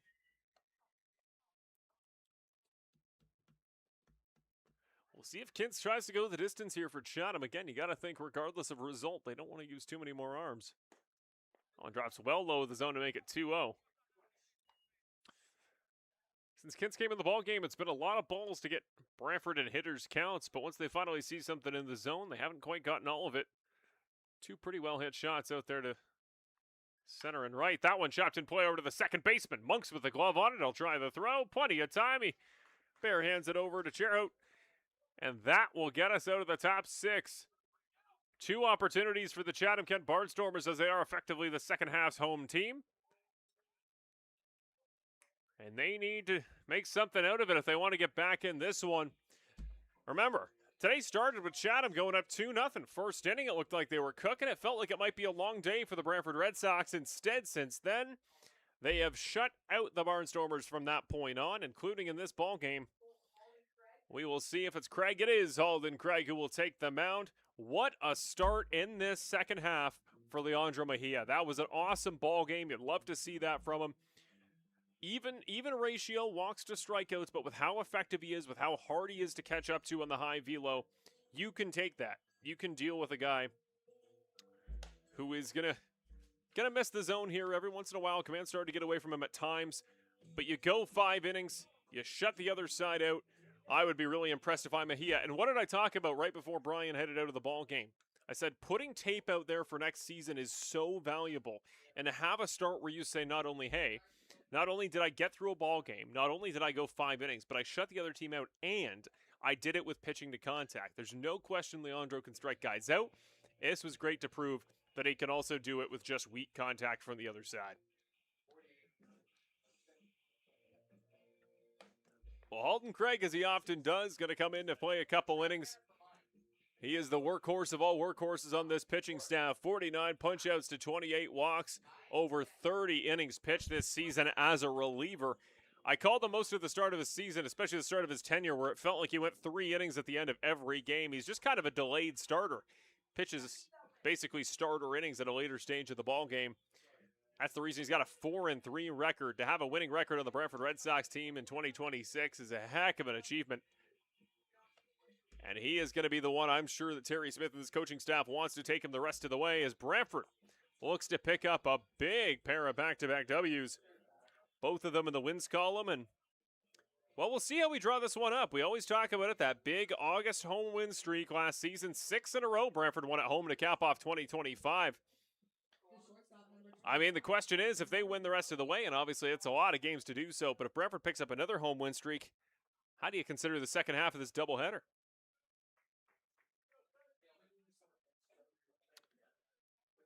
So here we go. Morin, Oda, clear out. The next 3.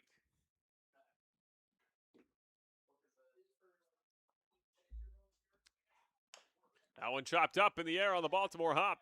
Into the glove of the second baseman and out. Can't quite make the clean play on it for Carosis. Muffs that one away. We'll see how they score that one. But either way, we'll see a man on first here for Chatham.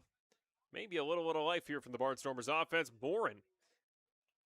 Just the second time he's got on here today. Often one of the most consistent, productive hitters in the offense. He walked his second time up in game 1. That's been it until that point.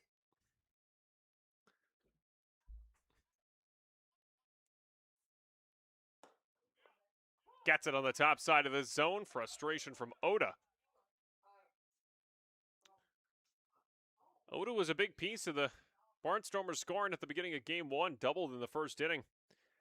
That was all she wrote since then. No hits from that point.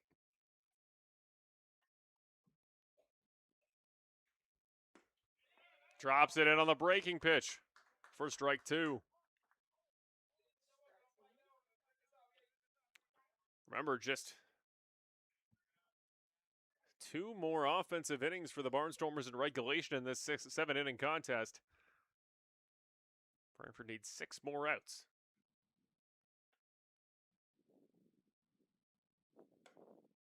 Way up high. Nicely caught by Savage. Makes it 1-2.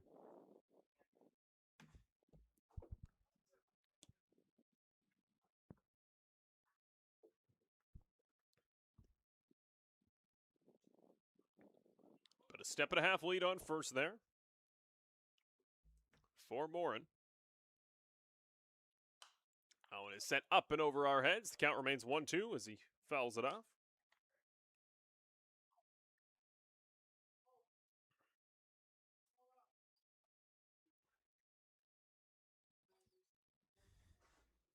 Still a little bit of movement there from Morin.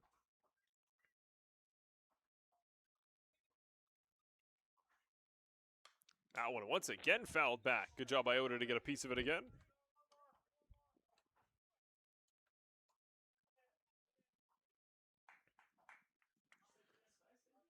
Chatham-Kent, after today, going to have 2 nights off before they're back in action at home on Tuesday.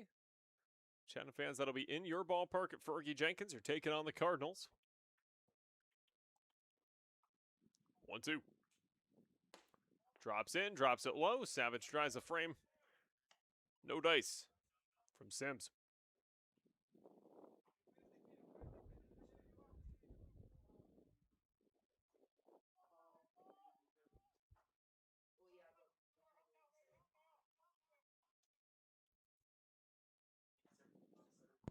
That one up high again. Crank had him dead to rights, it felt like. Got a really good start here against Oda on 2 calls that frustrated the man from Sasebo, Japan. Now, we find ourselves in a bit more of a tumultuous spot.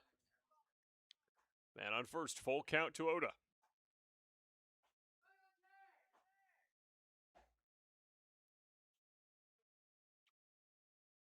Swing and a miss, past it. Oda sat down on strikes.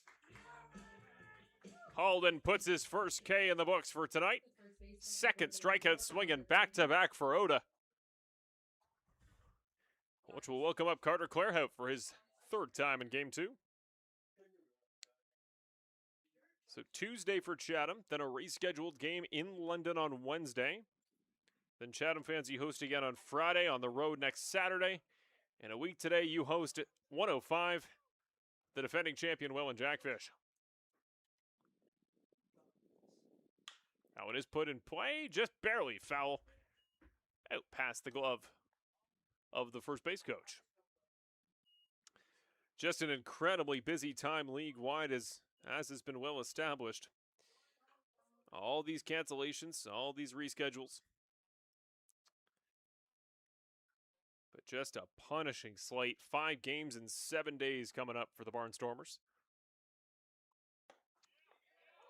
That's what you see in the American Major Leagues as that one drops in. Breaking pitch for strike 2. I talked about it with Nick Ian-Tone there in that... I talked about it with Nick Ian-Tone in the latest episode of Red Sox Report. Some hitters in particular actually like the more condensed schedule. As that one's sent foul, it means they can stay in rhythm more. So Morin's out there on first after the... Morin had a single there to open up the inning, or depending on how they designate it, could be considered an error on the second baseman. I'd give him a hit. Tough play.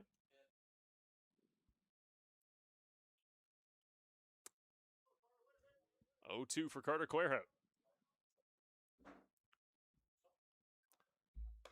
A little bit too high. Breaking pitch doesn't break. Makes it 1-2. Andy Groening on deck. We talked about how effective he's been today. One of the bright spots for the Barnstormers.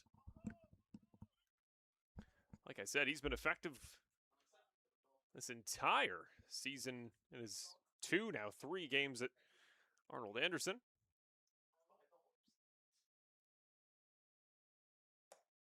Again, misses high in the zone. Just these high pitches. The breaking stuff that he's trying to get up high to creep its way back into the zone, it's just not falling, so the Barnstormers aren't falling for it. They're pretty much letting everything above the belt, just letting it go. 2-2, 1 out. Morin still on first, where he's been since the start of the half inning. Allen barreled up in the air, once again out foul over the third base side. Again, because it's a road contest, we welcome you again to Aventry Medical Red Sox baseball, in addition to, of course, Mr. Lubin Tires. Again, a home contest for Brantford. I said it earlier, I wonder how they're going to score this in the league statistics in terms of the home road splits.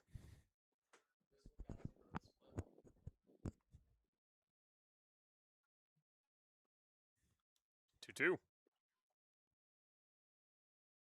That one put right back. Comebacker gets a piece of the glove, so a chance for the play at first. Not in time. Hard throw. Nice play by Corrosis to even give that one a chance. But the comebacker bounces off the outside of the leather. Rolls away. And that'll be a hit there for Clairhout. His second single in consecutive at-bats. Great day for Clairhout as well. My goodness, three singles, one of them for an RBI. 2 walks in that first game. His only unproductive out was a 3-6-1 double play.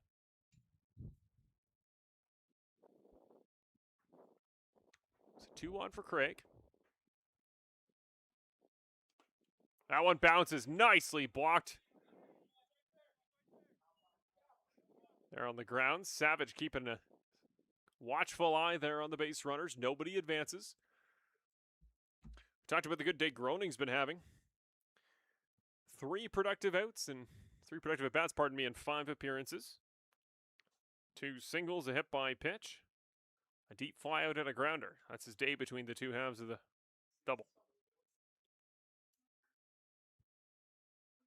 1-0. Yanks that one off the ground. Wild pitch. Will advance both base runners. Starting to get a little bit out of control here on the Red Sox. We'll see if we see Greg Rapp come out to have a chat here with Halton. No, it's going to be Savage that comes forward to say, hey, let's chat this out, get on the same page. Andrew really hasn't had too many different pitchers form in his battery tonight. Again, it was just he and Connor Irvin that went the distance in Game 1. Connor Irvin records the first complete game by a Red Sox starter since August 2024. And in this contest, Mejia goes 5. Comes out for Halton to start the inning and hasn't quite gone the way that 24 would have hoped.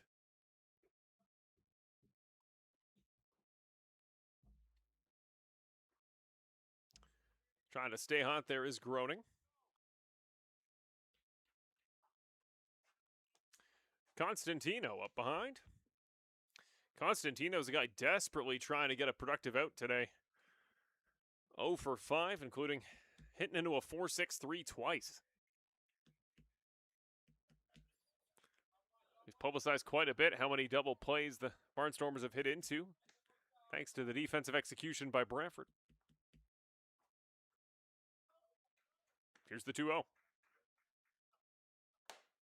Comes the 3-0. Misses just a little bit high.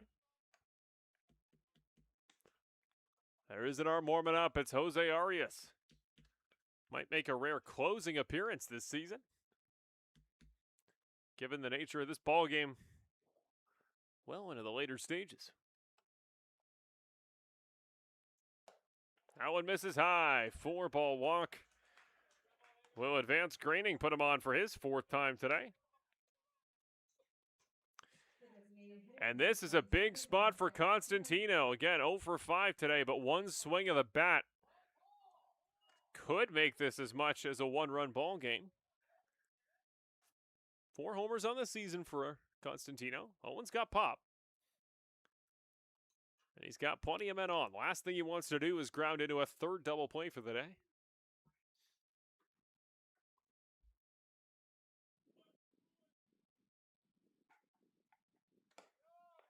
Gets him down Main Street, strike 1.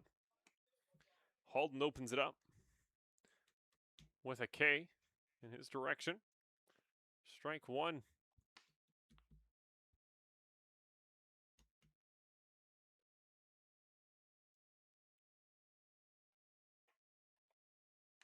That one tips off the bat, off the catcher, and rolls its way out towards the Chatham dugout. Sun really starting to drop. We're getting towards the hours of what would be a normal Friday night start. Often we see the sun delays at the start of games. I think we should have this one wrapped up, hopefully, knock on wood, before the sun really becomes a factor. That one is chopped up high in the air, remains in play. Ortega tries to get it on the hop. He'll just tag Constantino out. But finally, the Barnstormers get a run back on the board. Just their 3rd of the day, their 1st in the ballgame. The shutout over for the Brantford Red Sox in the second half. But they do get the 2nd out of the inning. It's Constantino on the sack grounder. 3rd man to score today for Chatham is Spencer Morin, who's been out there on one of the bases for a while. Spent a lot of time out there on first before the offense finally brought him home.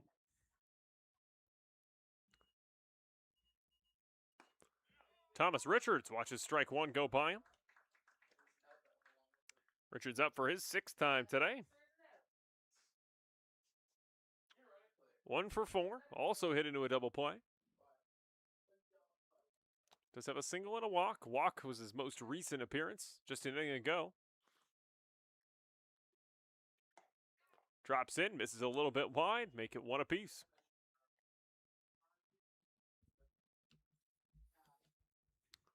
Ayad and Sorry on deck, should he be needed.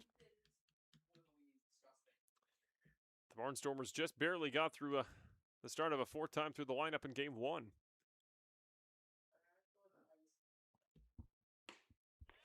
Strike 2 in there. Looks like that maybe what happens again for Chatham in this one. The Barnstormers hoping they can make it past Julian Monks, who could theoretically end it off in the 7th. 1-2, Craig to Richards. That one off the ground. Tipped foul, back off the ground.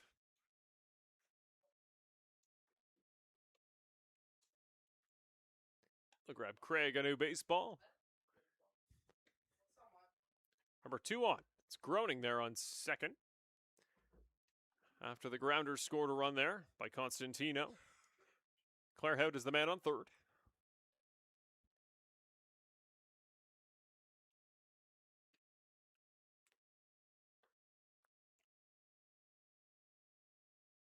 That one is put in play right at Chris, who can't quite field it cleanly. Might have time for the out. Does have time for the out. Gets it to Craig to cap off the bottom 6. The Red Sox now just 1 inning away, but at least Chatham cuts the deficit by 1. Now 5-1 leads the road team in air quotes as the Red Sox will come back up at the top of an inning here at Arnold Anderson. They try to extend it a little bit further before, hopefully for the Red Sox, they can cap off a much-needed double header. Remember, Connor Irvin, the man, he was the star, I should say, in that first game. What a start from him. Got a chance to talk to him a little bit after the game. Seemed in good spirits. Seemed to be fully aware of how effective he was in game 1. And this is not an easy task, ladies and gentlemen, to go 14 innings in a day that's been hot. It's been getting more humid. I especially want to give a shout out here before we get into the final inning to Andrew Savage, because my goodness, to go 2 games being effective behind the plate, he's had a couple get by him, but they haven't been pass balls. They've just been true wild pitch misses. He's always concentrated. He's always focused. That's the first words he should use to describe Andrew Savage, and I will forever be just in awe of how good he has been this season, because he played only the second half last year. He was a late addition, was Andrew Savage, to the 2025 team, and he was so effective in a small sample size. He was a lot of, hey, who's this guy? Come in, he'd play DH quite a bit. He was kind of our de facto DH, a little bit of, I don't really believe in clutch factor, but he certainly seemed to have it statistically at the end of 2025. And he was an interesting piece. We were excited to have him come back, but all the chat in the offseason was, well, we know who the catcher is on this team. Cassidy Watt's going to get most of the reps. Somebody will come in and back him up, I'm sure. But the step Andrew Savage has taken to not only be an incredible defensive catcher alongside Cass, we're so lucky to have 2 guys that can lock that position down as well as we do. But the hitting production, to lead the league in qualified batting average at the start of the year, how good he's been to start the All-Star game for the South Side. Just can't say enough, and the fact he goes all 14 innings tonight in the doubleheader just speaks to how good of a ball player Andrew Savage is. So we're back on offense, top of the 7th. That one misses wide. Kintz back on the mound for his second inning of work.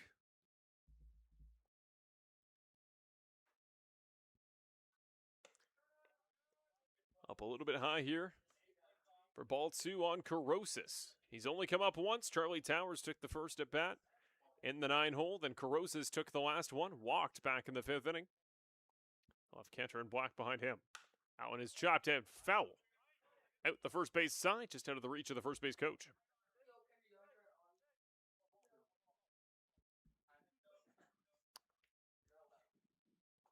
Still an arm walking around for Brantford. Jose Arias has been out and about. You got to think the Red Sox management does want Halden to go the rest of the way through the bottom 7.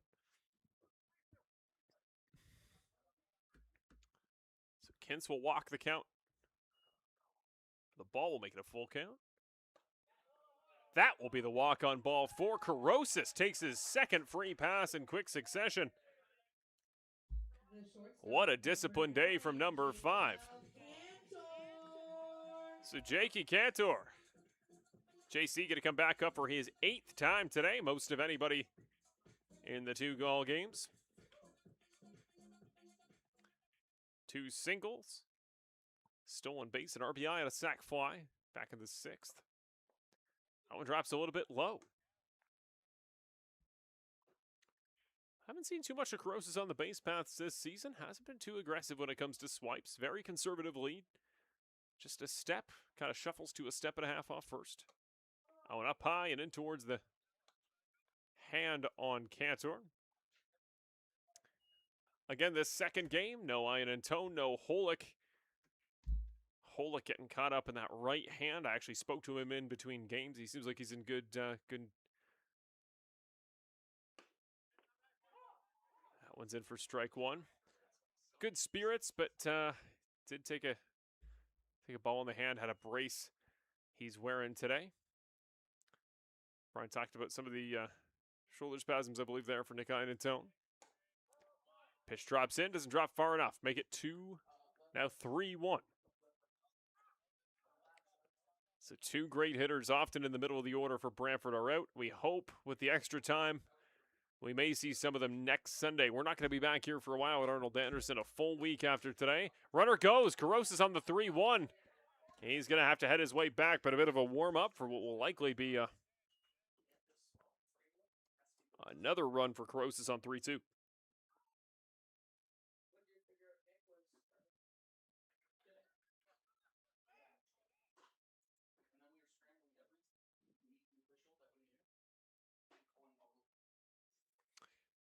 Three-two the count. Owen gets a piece of it up in the air towards right field. Should go foul, does go foul. Rolls its way out towards the Barnstormers sitting there. Just outside the right side of your picture, there is a group of, actually might see them there. I think there's 6 guys on the end of the Barnstormers bullpen area that are just hanging out. Sitting in some folding chairs, enjoying their Sunday afternoon.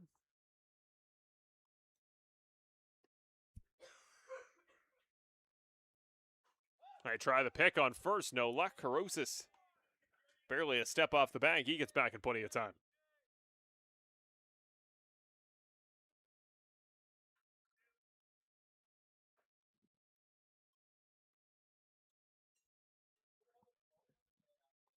Three-two.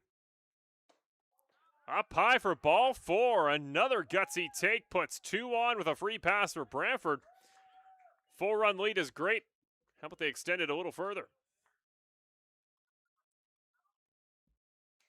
Which will bring up Brody Black, fresh off his first hit of the day between the 2 games combined. Single that eventually scored back in the 5th inning.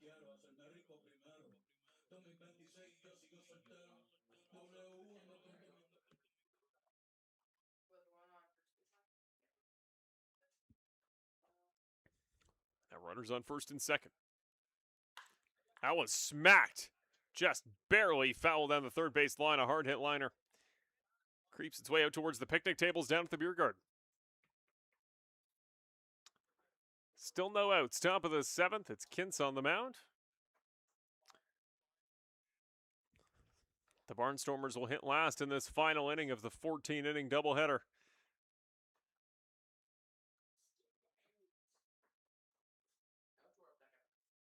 Misses well wide. Nicely caught by Ansari to keep it in front of him. 1-1.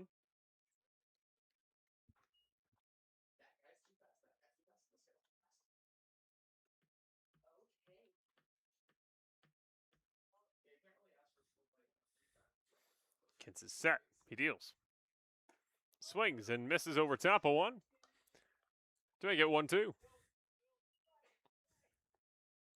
Only the 1 strikeout from Brody today. Other than that, a lot of hard hit fly balls down the 2 sides. 2 flyers to right, 1 to left. Out is struck up through the gap between short and third. Coming around to the runner. Lead runner, never mind. We'll take the stop sign. Corrosis didn't even think about home. He'd rather just load the bases with no outs. And it always feels like when the bases get juiced here at home at Arnold Anderson, it's this man. The next one coming up, it's Chris Ortega. Fresh off his 10th homer of the season, a solo shot back in the 3rd that made it 2-0 for the good guys.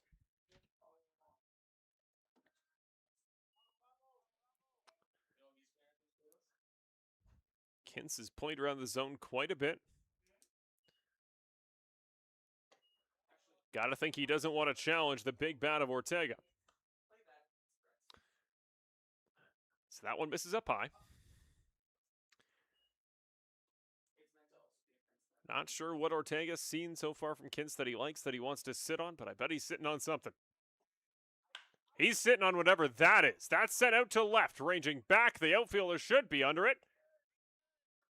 Dead middle as the Brunner's going to tag up.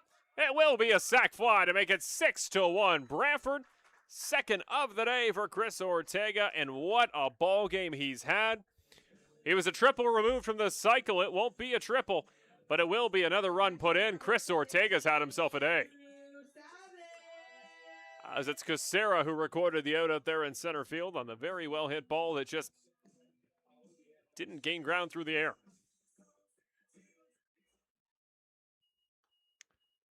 Third consecutive at bat with an RBI for Chris. The one prior to that 3-bat streak doubled to open the ball game. That one misses low, misses wide. Andrew Savage, new walk-up song. He's got Chelsea Dagger now when he comes up to the plate. Will always be a hockey song to me, but works pretty good in this role. Misses wide, and once again, nicely caught by Ansari.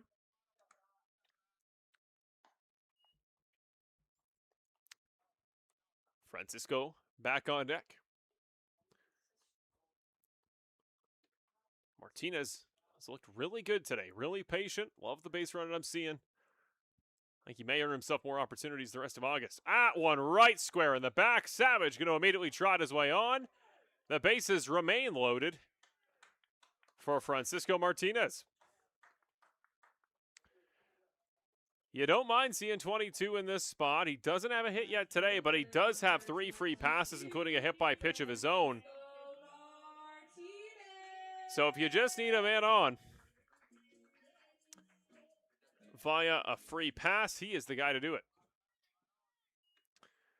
Consultation on the mound here for a number of Barnstormers. It is weird to see Brantford go for the all-whites in a road contest. I guess kind of out of the ordinary from what you expect in baseball. Gotta think you just pick whatever jersey's available, whichever one is looking clean and fresh. The Barnstormers double up. They wore the camos both games here tonight. A brief visit concludes. Still just the one out. Final inning, top half. Brantford opens the lead back up to 5. Almost towards the end of a doubleheader presented by Aventry Medical. Kintz the first pitch on the outside of the zone. Called for strike 1 against Martinez. Formerly the Nicaraguan Winter League.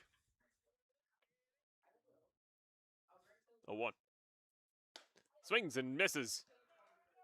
Past strike 2.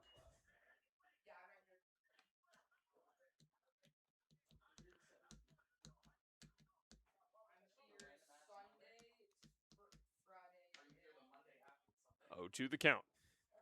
Bases juiced. Drops low. Nice take by Martinez. So they checked on Kintz. An arm is warming up. There is a bullpen catcher in.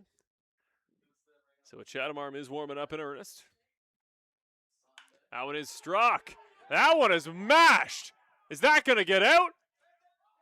Yes, it is! Grand slam for Francisco Martinez. Welcome back to the lineup, 22. A gutsy play as Groening climbs the fence to try to bring it back.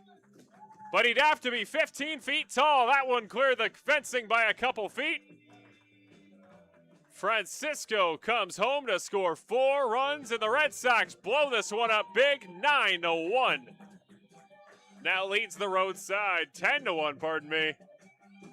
It's gotten out of control in a hurry. Red Sox home run presented by Game Ready Training. Train like a pro, play like a pro, and Martinez looked every bit of a pro on that swing. Number 15. The man from Santiago, Cuba. Pulls one up, Otako leaves the park. First homer we've seen out to right field here at Arnold Anderson in a couple games.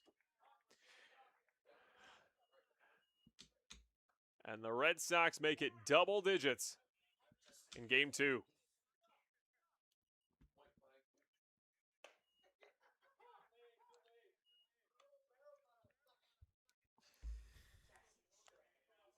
Just absolutely destroyed that baseball. Kintz, you gotta think, whatever it takes, just get out of the inning. That would call for strike 2 on Cass, who I know is happy his team's up big. He probably knows this at bat means it's a little bit less high stress than it was a moment ago, but still frustrated when you get that one called against you. 1-2. Gets him on the arm. Another hit by pitch. That is his third and his second in the last 3 batters. Hit by pitch, grand slam, hit by pitch. Which will bring up Lucas Lefebvre. And we'll bring in a new arm. Kint's night is over. Which will bring in the third arm of the day for Chatham. 10 hits, 10 runs. And a pair of errors, the ledger for Brantford. New arm trots over. We'll get you an ID on our new face.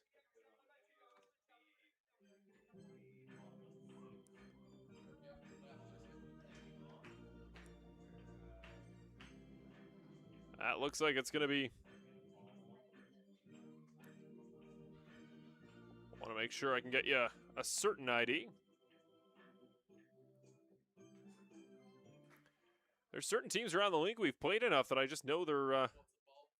I know the relievers off by heart. We just haven't played you guys that many times, Chatham. I'm still trying to get to terms with the full roster. I believe it's Vaden Van Enkevort, or Aiden Van Enkevort, pardon me, the man from Diamonddale, Michigan. Van Enkevort, I believe, is the man on the mound, number 29.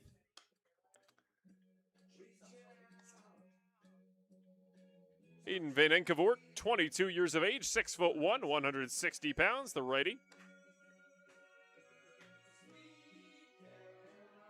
I love a good two-way player. Van Enkevort is one. He's played a number of positions back at Grand Valley State University. 4 years, he played second, center field, shortstop, and made regular appearances out there on the bump. OPS 745 in college. 124 RBIs, 30 stolen bases in his 4 years. So we saw Nate Ochoa there for Guelph. He's another true two-way man. I said to Brian, and I know it's a hard thing to do in a professional league at a high level, to do two things as difficult as swing the bat at a high level and pitch at a high level, but I am a little bit surprised we don't see more of it. I like that a lot of teams now just have the resident guy who tries it out often, who is quite effective in doing it.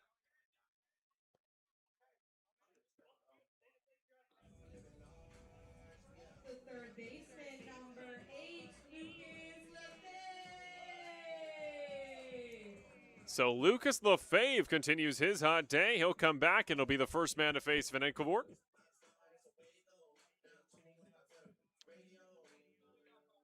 Three for 6 today. 2 singles, a double, pair of runs.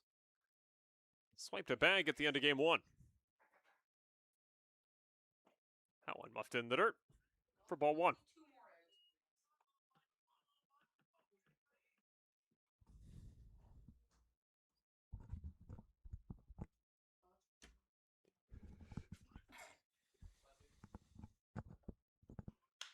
That one put in play right at the shortstop. Bouncing it off the dirt. Makes a clean play. The throw to first not in time, so they'll get the lead out. Lead runner will be retired. That was Cass after the hit by pitch. But Lefebvre will get on with the fielder's choice.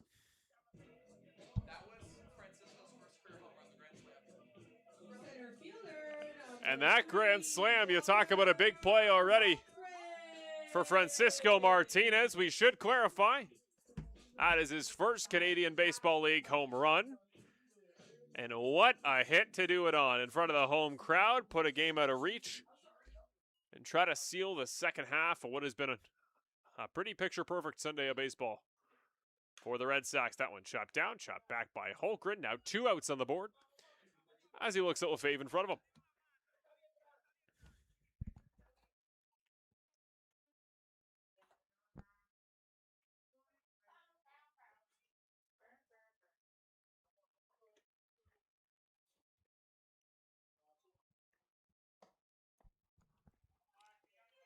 That one in the dirt, misses wide. Ball 1 evens the count.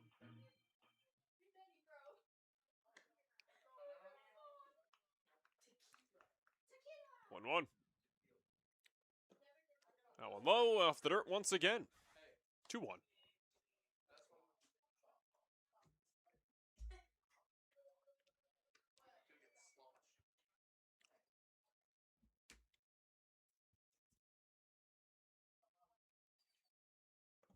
That one once again muffed off the dirt. This one out of the range of Ansari. It's going to roll all the way off to the Chatham dugout. Runner advances. Lefebvre now on second. Well, we all feared potentially we might see something like what we saw on Friday. Nearly 4 hour 45-minute ball game here against the Toronto Maple Leafs. We would have been finishing right about now in just one game on Friday. Remember, we're finishing up a doubleheader with a half-hour break in the middle today, and game 1 went, give or take, about an hour 45. Swings and misses at a pitch up high to Holmgren. That'll make it a full count. Vancouver 1 strike away potentially from finally getting out of the half inning. For Holmgren, he's 1 walk away, or 1 ball away, pardon me, from his second walk of the year.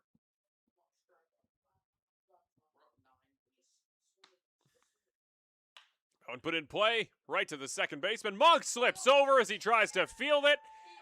And an error on Monks at second base is going to mean Brantford goes all the way through the order, back up to Carosis. And they remain alive, 2 on the corners. And they still lead 10-1.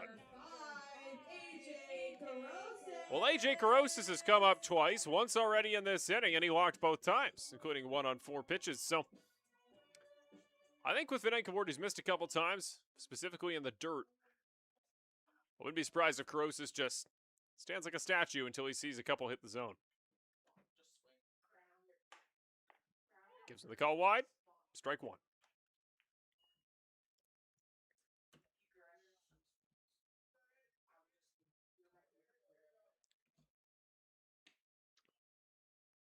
One is the count. Swings and misses past that one to make it 0-2.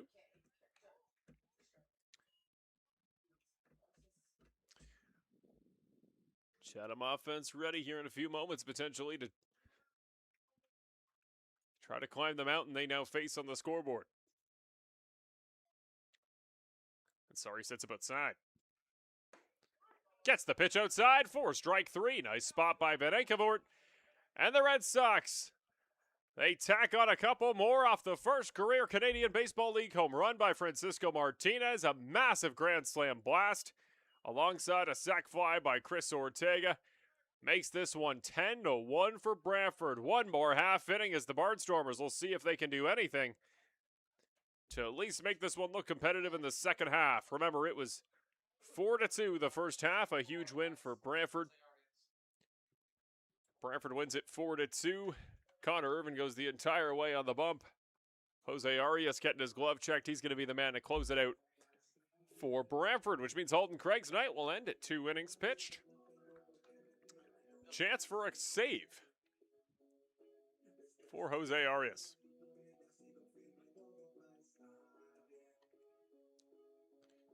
Well, once again, we thank each and every one of you for watching today. I know it's a lot of baseball for everybody on our broadcast crew. To start, I'd like to thank Sebastian, of course, Brandon, and Serena, and the whole crew that makes this all possible. A lot of people had to step up today. Brian, I appreciate him for coming in today. You knew he had something to get off to in the early afternoon.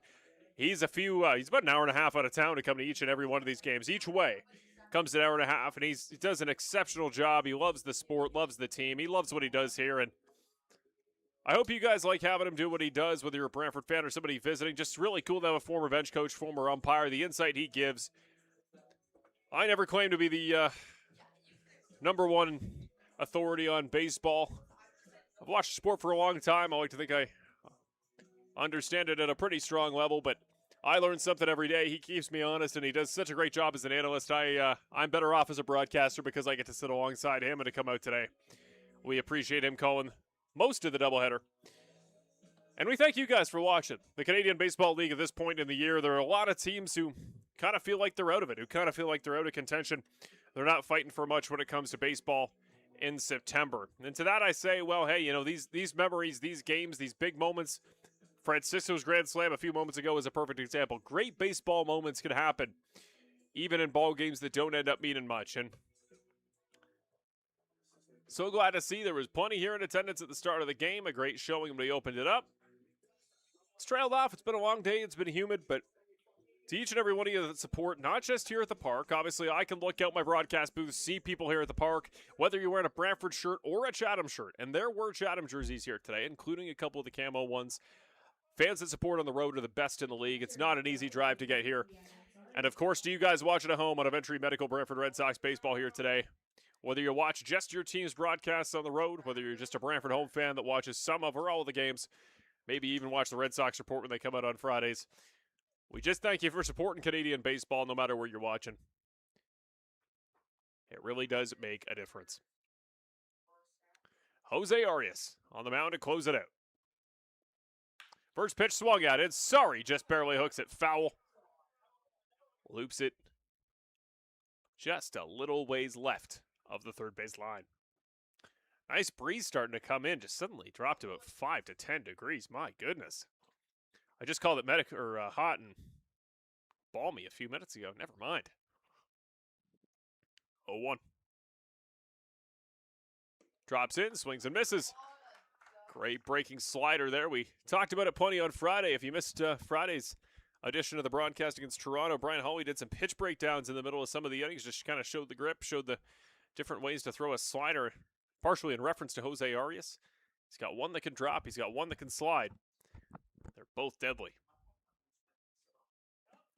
There it is on the far side. Brantford bench thought that'd be a called strike 3. It was not. And Sorry looks at 1-2 now.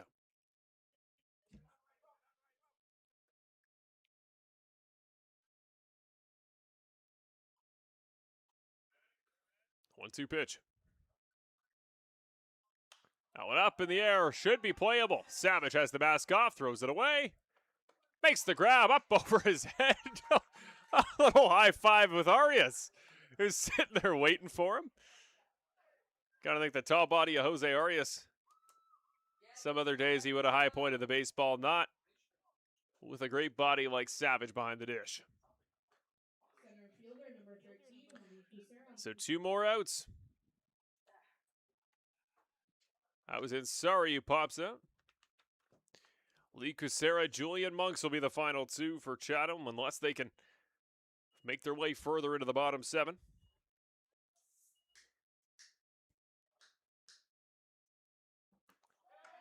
Goes around, says the home plate umpire. Kucera can't check up. It's strike 1.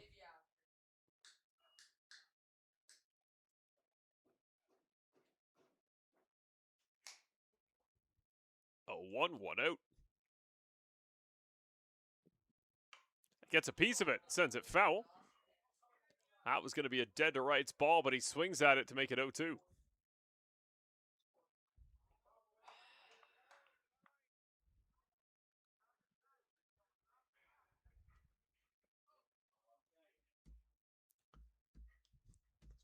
Two outs away, could be 1 pitch away from one of them. Are you set? He deals. Swings and misses up high. Kucera sat down for his second time back-to-back. And it is down to the final man. Julian Monks will be the only Chatham-Kent Barnstormer, it looks like, that may hit for 8 times today. 2, 4, 7 to this point on the day between the two halves of the doubleheader combined. Jose Arias looking to finish off one of the best days of baseball Brantford can remember in a very long time.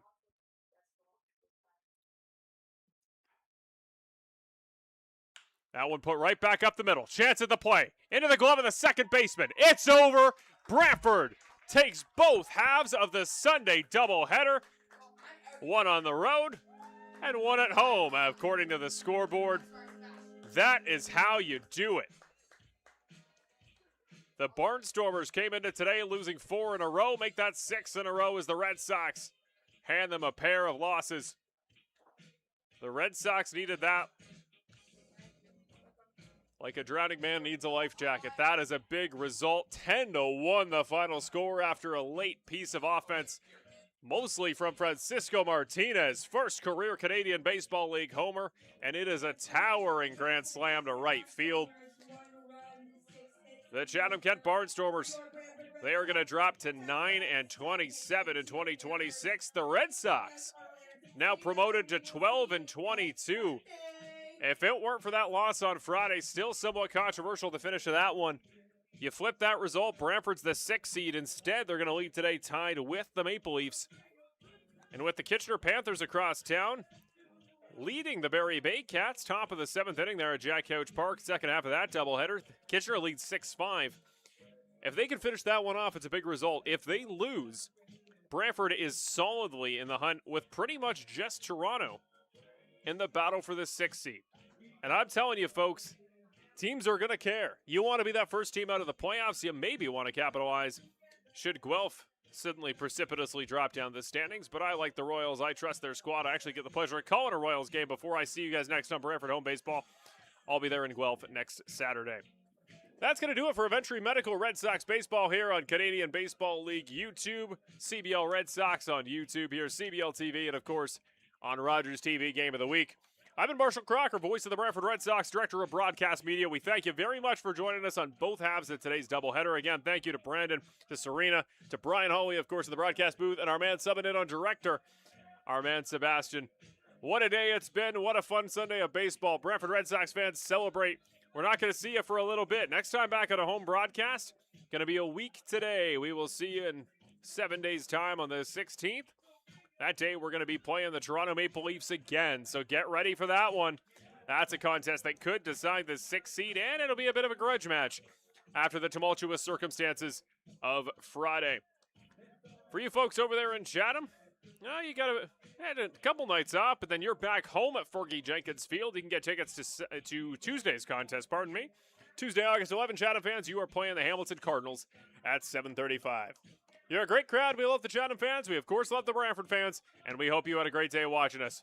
For the entire broadcast crew, I'm Marshall Crocker saying have a great rest of your Sunday. Be safe out there. Enjoy your week. And we will see you in 7 nights' time.